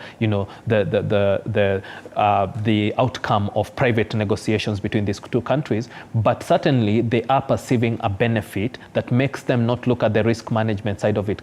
There are two forces in Haiti right now that are regarded as the security forces. One is the National Police, and then the other one is the Coast Guard. The National Police, which is largely in charge, and they're basically like SWAT team, or, you know, the special forces type with very tactical training, advanced tactical training. But it's the most corrupt, and you know, the corruption and the fact that there are too many gangs and there's so much crime and there's so much international type crime, kidnappings and extortions and all that, makes it a very dangerous environment for Kenyan citizens. Whether they are policemen or military people or in any capacity, we have no business sending people in harm's way when, from a risk management perspective, we should be able to see this is somebody's husband, this is somebody's son. Help us understand this, and I'm glad that you bring that up.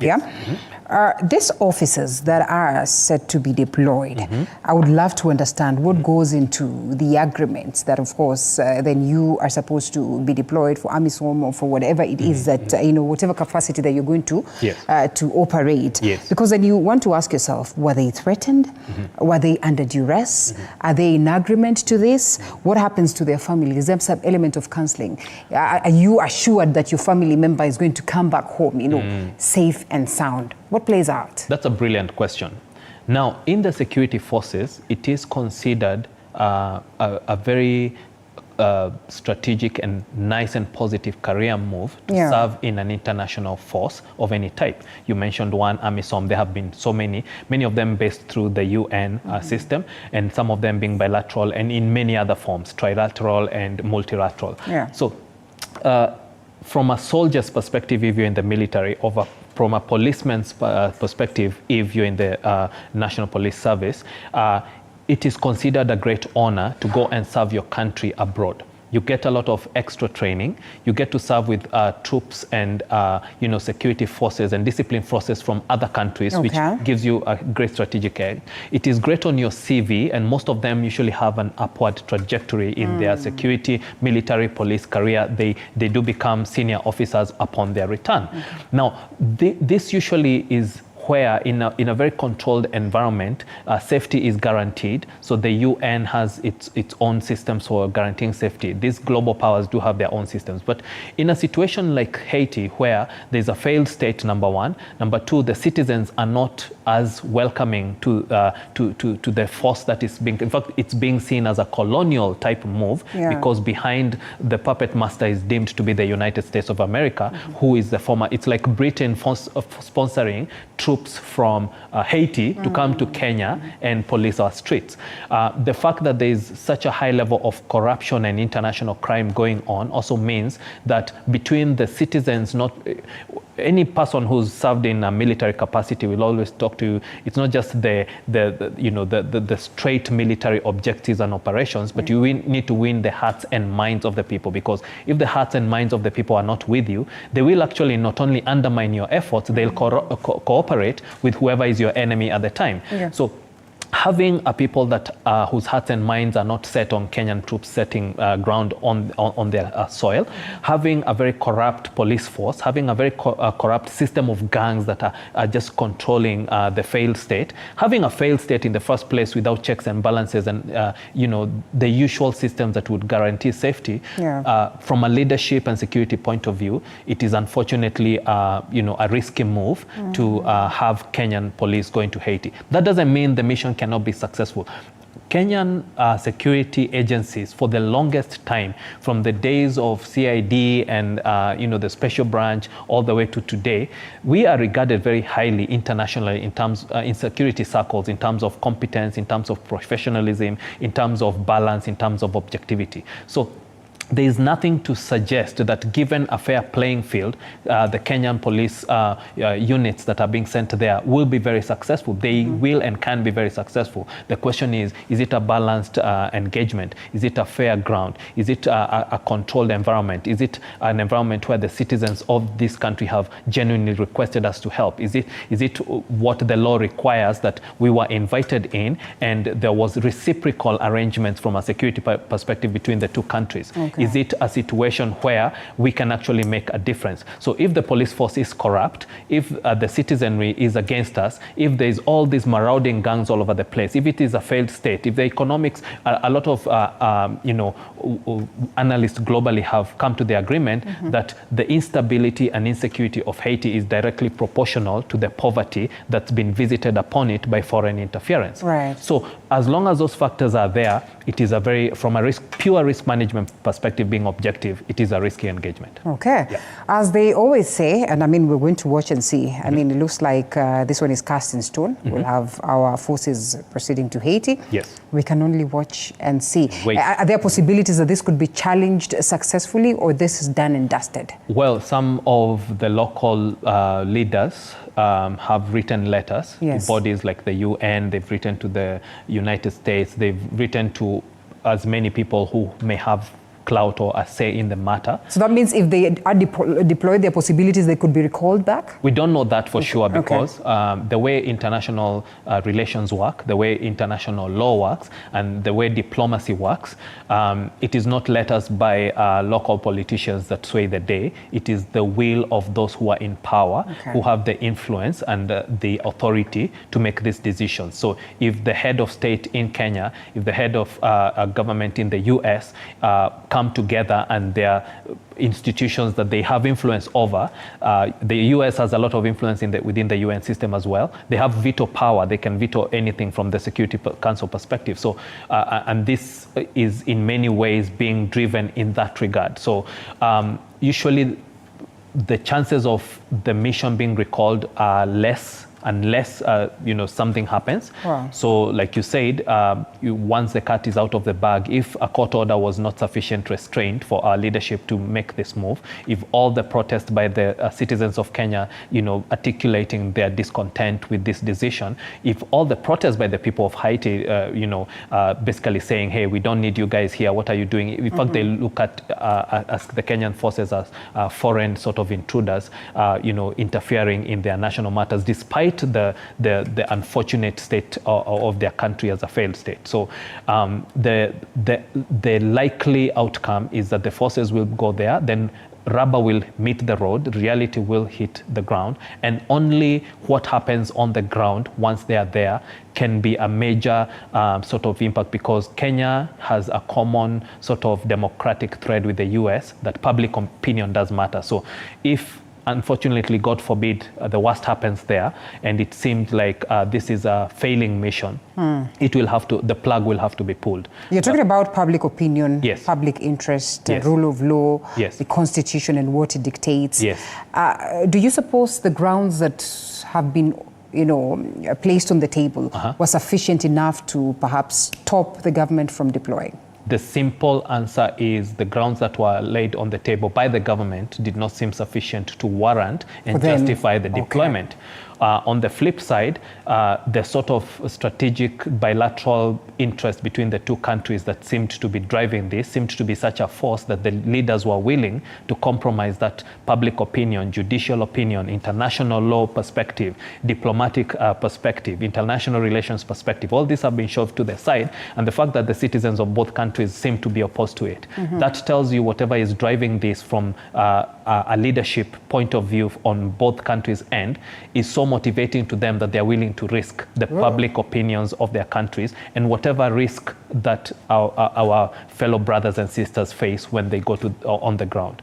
The best we can do is, as a citizen, you know, and again, it comes back to the citizen. When you as a board of directors elect the executives to be in power in your country, then you have handed over your power and your say and your authority and your democratic sovereignty to them, trusting their best decisions. Whether those decisions are good or bad, you're stuck with them. So instead of complaining every time about our leaders, next time we should be a bit serious and not take unga from them when we're electing leaders. But once the leaders are in place, we all should support the leadership, and whether we feel they're making the right decision or the wrong decisions, the decision has been made, the judgment call was made, the risk management profile was assessed, and the leadership of the country, the leadership of the discipline forces, there's a National Police Service, they have their IG, he made the judgment call, and others who are involved, you know.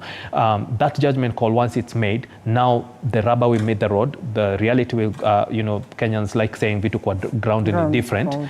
Unfortunately, the Kenyan forces will find, or the police force that has been sent will find that kwa ground vitu ni different, but they are capable, they are very capable. These are the best of the best, they are very well trained, they have received additional training, they are very well equipped, they have the support of the National Police there, and their dynamics. The US has a very complex security machinery that derives both from their foreign intelligence services, the CIA, and the whole Directorate of National Intelligence, and a whole 16 bodies that are, you know, that is their job. They have a very strong foreign policy and all that. They have a lot of influence that can make sure that any force that is in the ground, on the ground in their name, become successful. So we should not underestimate the ability of the US security apparatus to make the Kenyan forces, you know, succeed in their, but still it's very risky. And unfortunately, we'll just have to wait and see when the rubber meets the road. Well, I hope you could spare us some more minutes so that we briefly touch on, you know, the global security elements. I know that is as global as well, but then we're looking at the ICC conversation where, of course, we have the chief prosecutor arguing that they would want to see the likes of Israeli and Hamas leaders, you know, face arrests and all that. And of course, where then we as a people, and perhaps this visit then would mean in terms of the fact that they're discussing multilateral and regional concerns across the global fraternity, DRC, Gaza, and all that kind of talk. But allow us to quickly, again, cross over to Atlanta, Georgia, where George is on standby to keep us up to speed in relation to what is playing out, of course, if the president is done with the address and how much more we perhaps, expect. George, if you can hear me. Maringa, if you can hear me.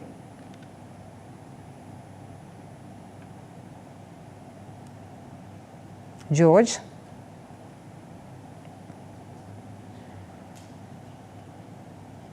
Well, a bit of a technical hitch there, but all the same, we'll be coming back to George shortly. So here we are. ICC, Gaza, DRC, and all these conversations. And we're having these nations as well focus so much so on discussing defense cooperation, on discussing regional concerns and security concerns for that matter. Yes.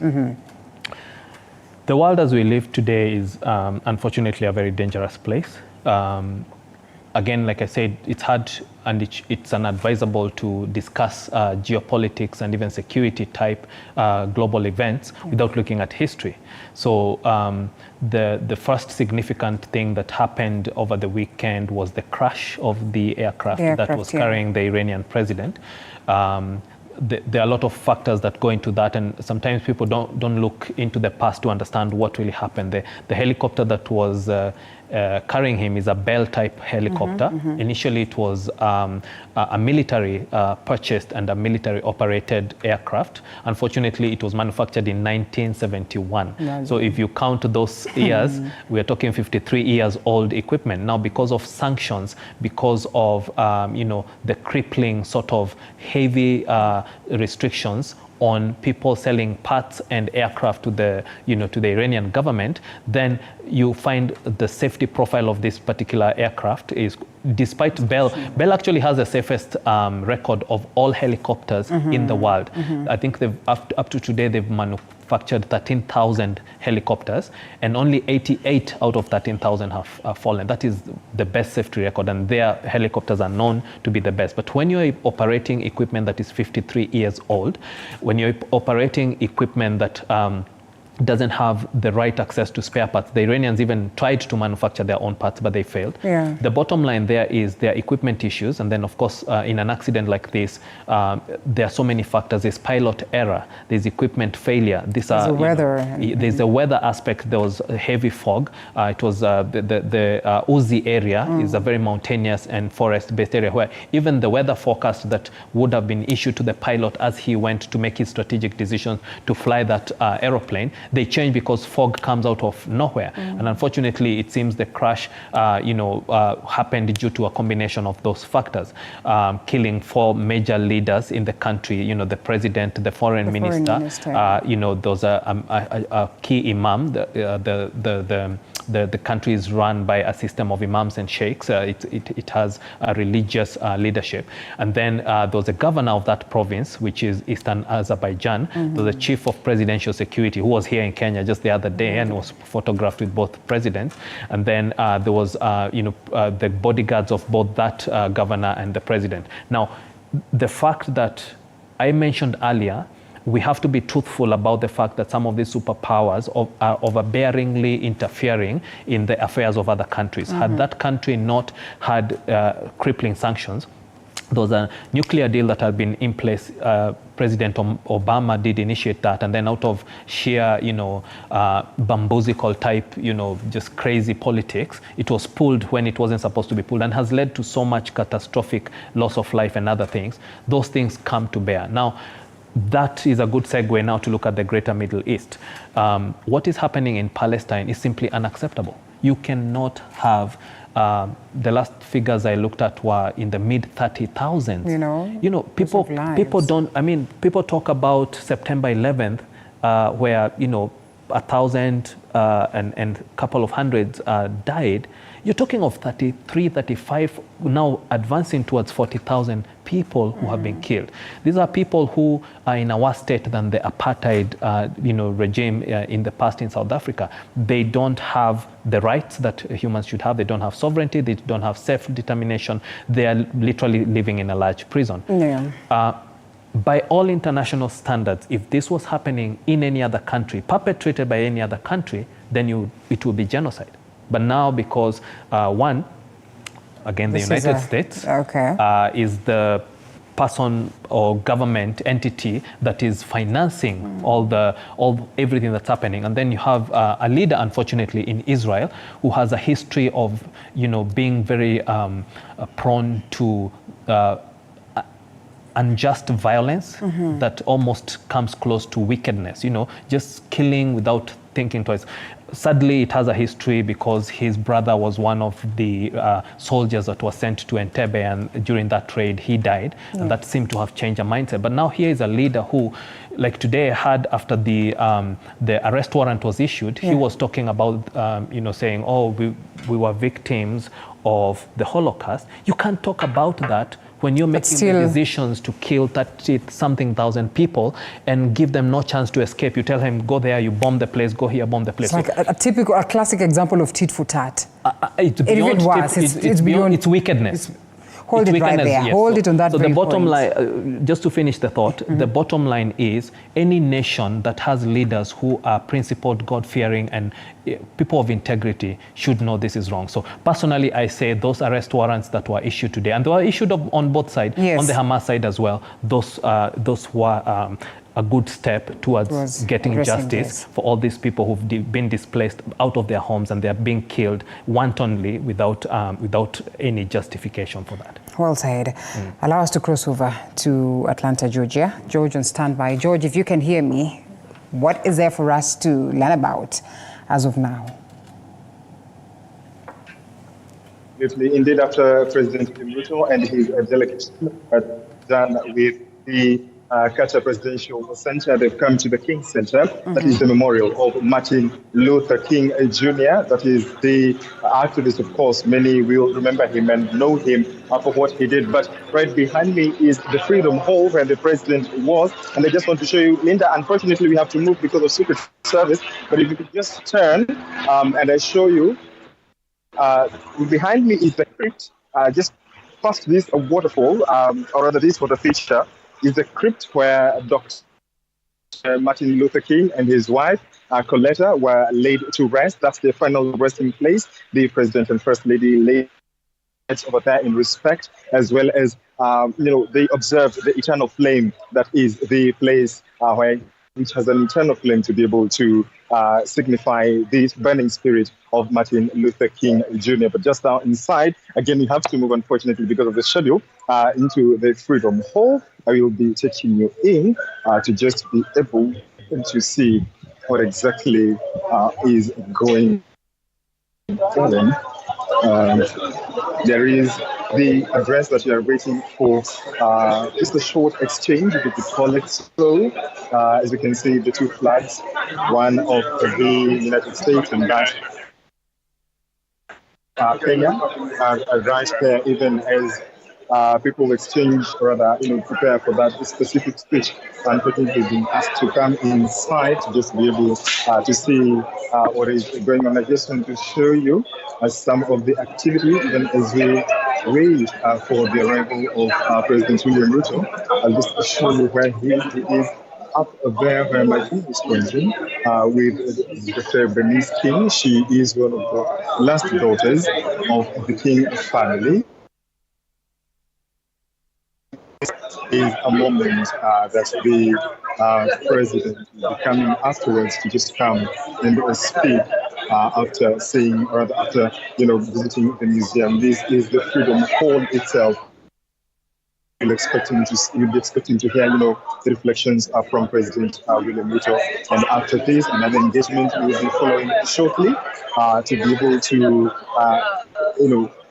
in following the itinerary of President William Ruto. But for now, I hand it back to you in studio, even as wait for President William Ruto to emerge from that session that we're having with Dr. Bernice King, one of the last daughters of the King family, right here at the King Center, the memorial for Martin Luther King Jr. Thank you so much, George. A bit of history there that is rich, and of course we'll be catching up with you sometime tomorrow for more updates. But I think we have talked much about security.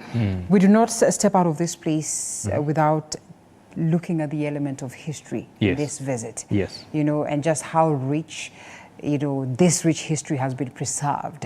And, I know we have come to a point where as a nation we have seen leaders questioning the essence of history. After all, they say, well, I mean, enda huko na maneno yenyu ya history. But you have constantly highlighted just how crucial history is. Yes. We're going to look at the events of today. What do you make of this? One, firstly, to that angle of history, one of the things that made President Mwai Kibaki so successful as a president, he and President Uhuru Kenyatta had the same degrees. They had a degree in economics and in political science from virtually the same universities, you know, University of, Economics and Politics in London, the London School of Economics, and then out of the US. But President Kibaki had a third degree, which was in history. He understood history and he studied it while he was a student of history. Any student of history avoids making mistakes that others have made. And then number two, you take advantage of opportunities or make the right constructive positive steps based on the good things others have done. So you learn from others' mistakes as well as their good deeds.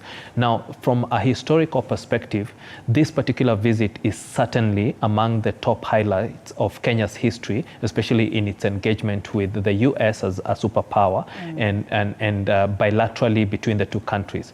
Why? Because number one, as I say, this is only the third state visit in all these decades since we became, Kenya became a republic. Number two, African leaders rarely get this kind of state visit. The last one was 15 years ago. The last Kenyan one, even despite, which was the second, now this is the third, was in 2003.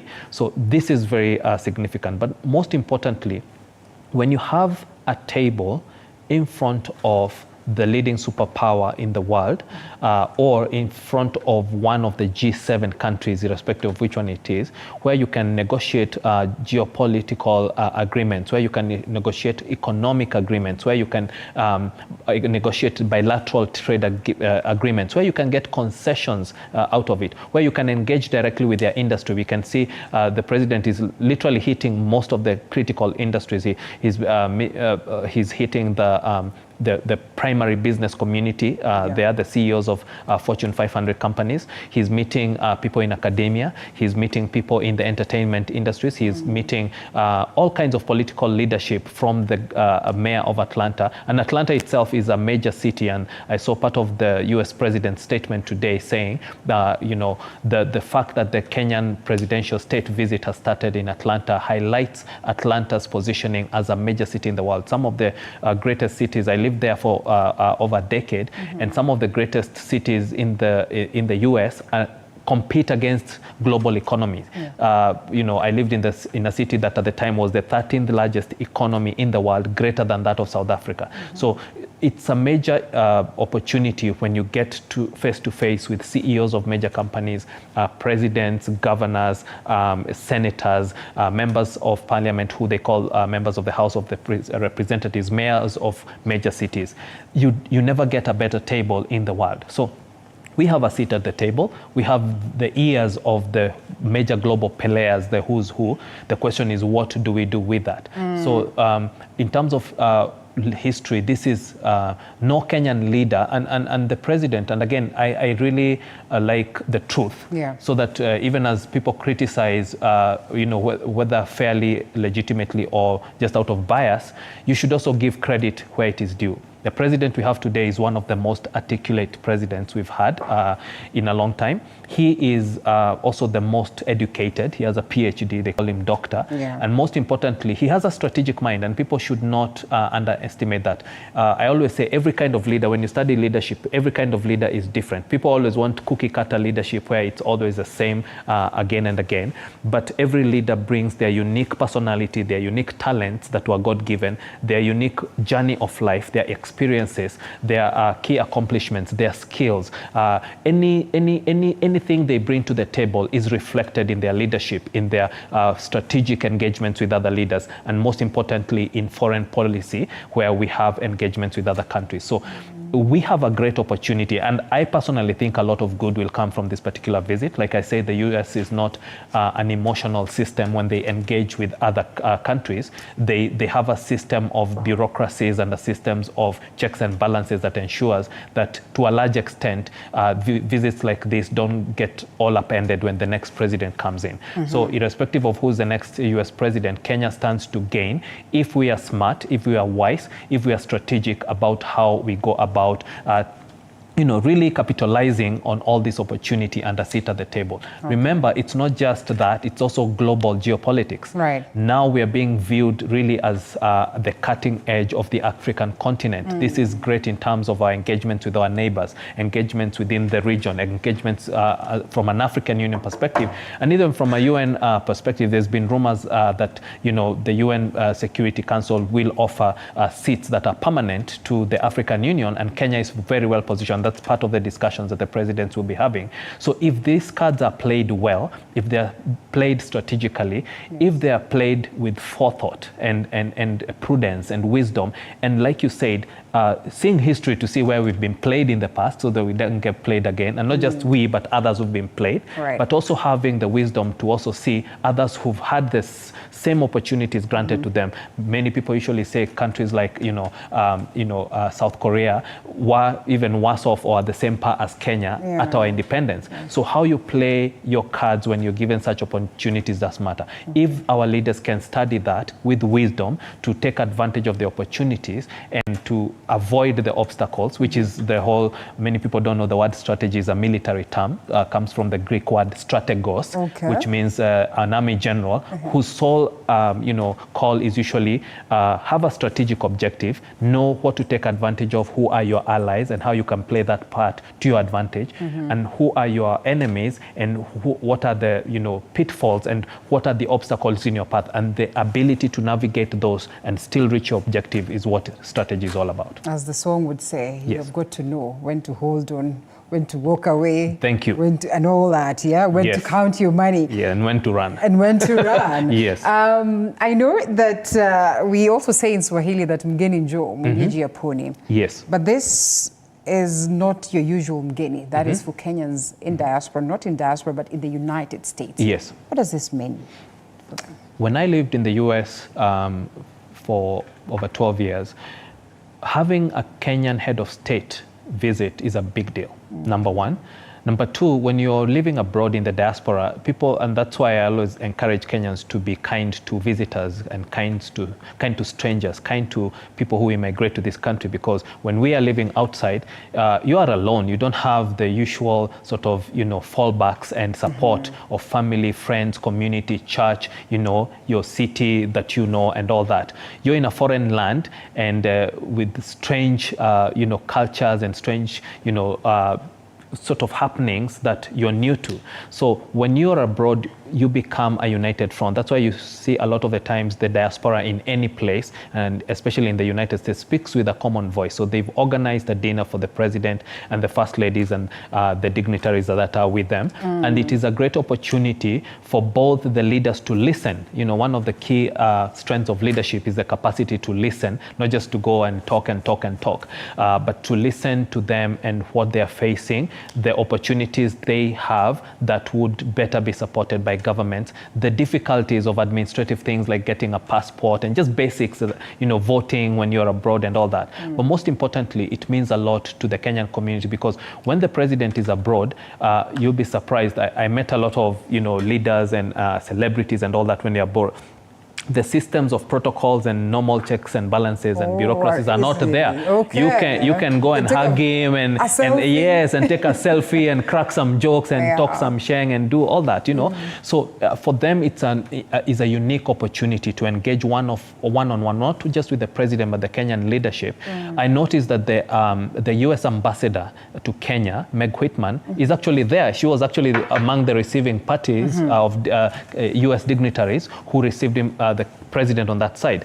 She not only understands politics because she actually vied for the U.S. presidential ticket, but she also comes from the business community. She was a CEO, so she understands those kinds of engagements. I had her give very, very, very, very excellent endorsements of Kenya, both as a geopolitical strategic player, also as an investment destination and all that. So she understands, and some people are even, saying, hey, that's too good to be true. What's the catch? What do they have in mind, right? So the important thing is when you have all those players there with you, you have the U.S. ambassador there with her ear to the Kenyan diaspora in the U.S., especially in Atlanta. Atlanta actually is one of the strongest Kenyan communities, and there used to be a tradition of Kenyans meeting in Atlanta every year, and it would be the biggest bash and, you know, all that. But sherehe aside, Kenyans are also very strategic people. So given this opportunity to meet not only the president, but even the US leaders who have come to receive him,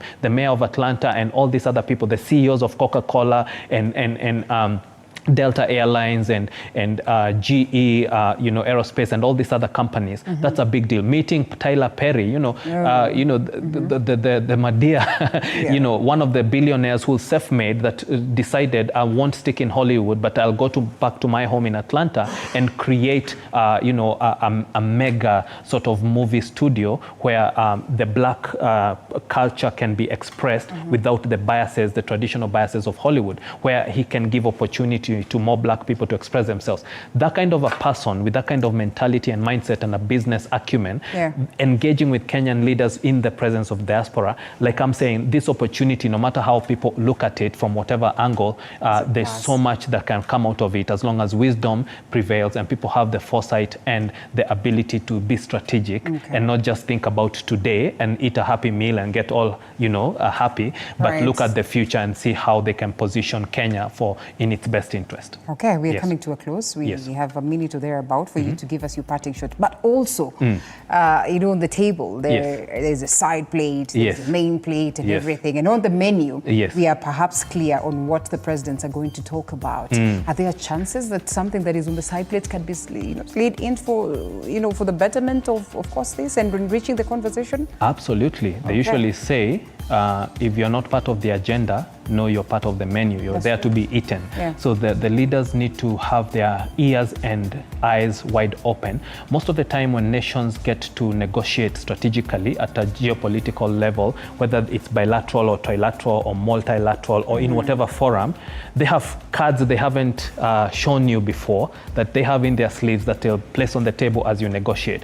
So the Kenyan leadership needs to be awake to those. They need to be aware of those. The military calls it situational awareness, and knowing 360 degrees what you're dealing with so that they can get the best out of that situation. Sometimes you lose in business or government to government transactions like these negotiations because the other party is too strong, they come with an upper hand, they have the leverage, and again you go in with sort of an inferiority complex. But if we go in with a level mind that is wise and very strategic, we can certainly have opportunities where we can see this works for our benefit and also push back on some of those things where the US would have an upper hand and take us to Haiti and other things that we don't really want to do. That is a good example of the kind of thing that can happen when you go to a negotiating table without knowing the cards in your hand and the leverage you have and the game that you can play. You mentioned the Gambler song, perfect example. So you've got to be really aware of when you go to a negotiating table so that you come out with the best. Remember, the two parties, you can't please everybody and everybody can't win at the same time. You know, something's gonna give and somebody's gonna prevail in this one. So you lose one, you get another. You lose here, you get. So it's strategic negotiation, tactical as well as strategic. They have to make the best out of it so that when they come back home, the Kenyan citizen will be much better off for this state visit having happened.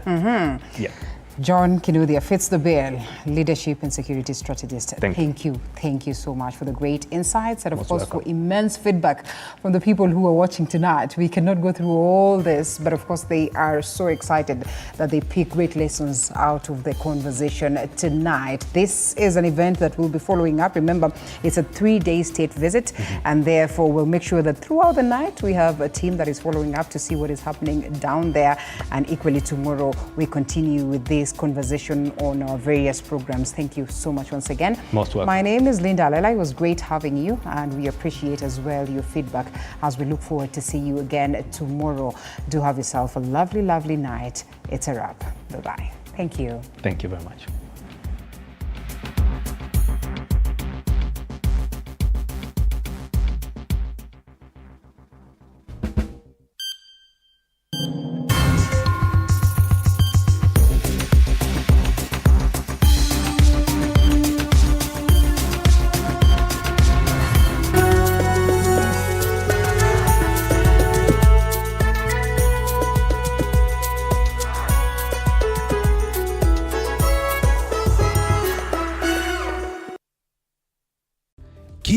kiongozi ana hadithi yake ya kipekee. Wazazi wangu walikuwa bit strict kwa sababu mamangu mwenyewe, mimi kutoka kuzaliwa sijailala nje. The white small one, huyo ana sniff gunpowder na risasi na bomb. Alafu huyo mwingine ni ridgeback ana sniff simba. Even the employees knows that. So when in the boardroom is the chairman, the CEO, and the rest of. At what point are you a wife? The minute you get to that inside that door, you become now the wife. Na kila maamuzi wanayoyafanya hufichua mengi kuhusu utu wao na uongozi wao. We see God blessing us, and we now realize the power of giving also has to be rewarded back. Kupitia kipindi Mfahamu Kiongozi, tunakuletea mahojiano ya kusisimua na uchambuzi wa kina kuhusu viongozi wetu. Pick your core business as the bigger stones. Put them in your diary first. Give priority the bigger things. Usikose kila Alhamis saa 1:30 jioni.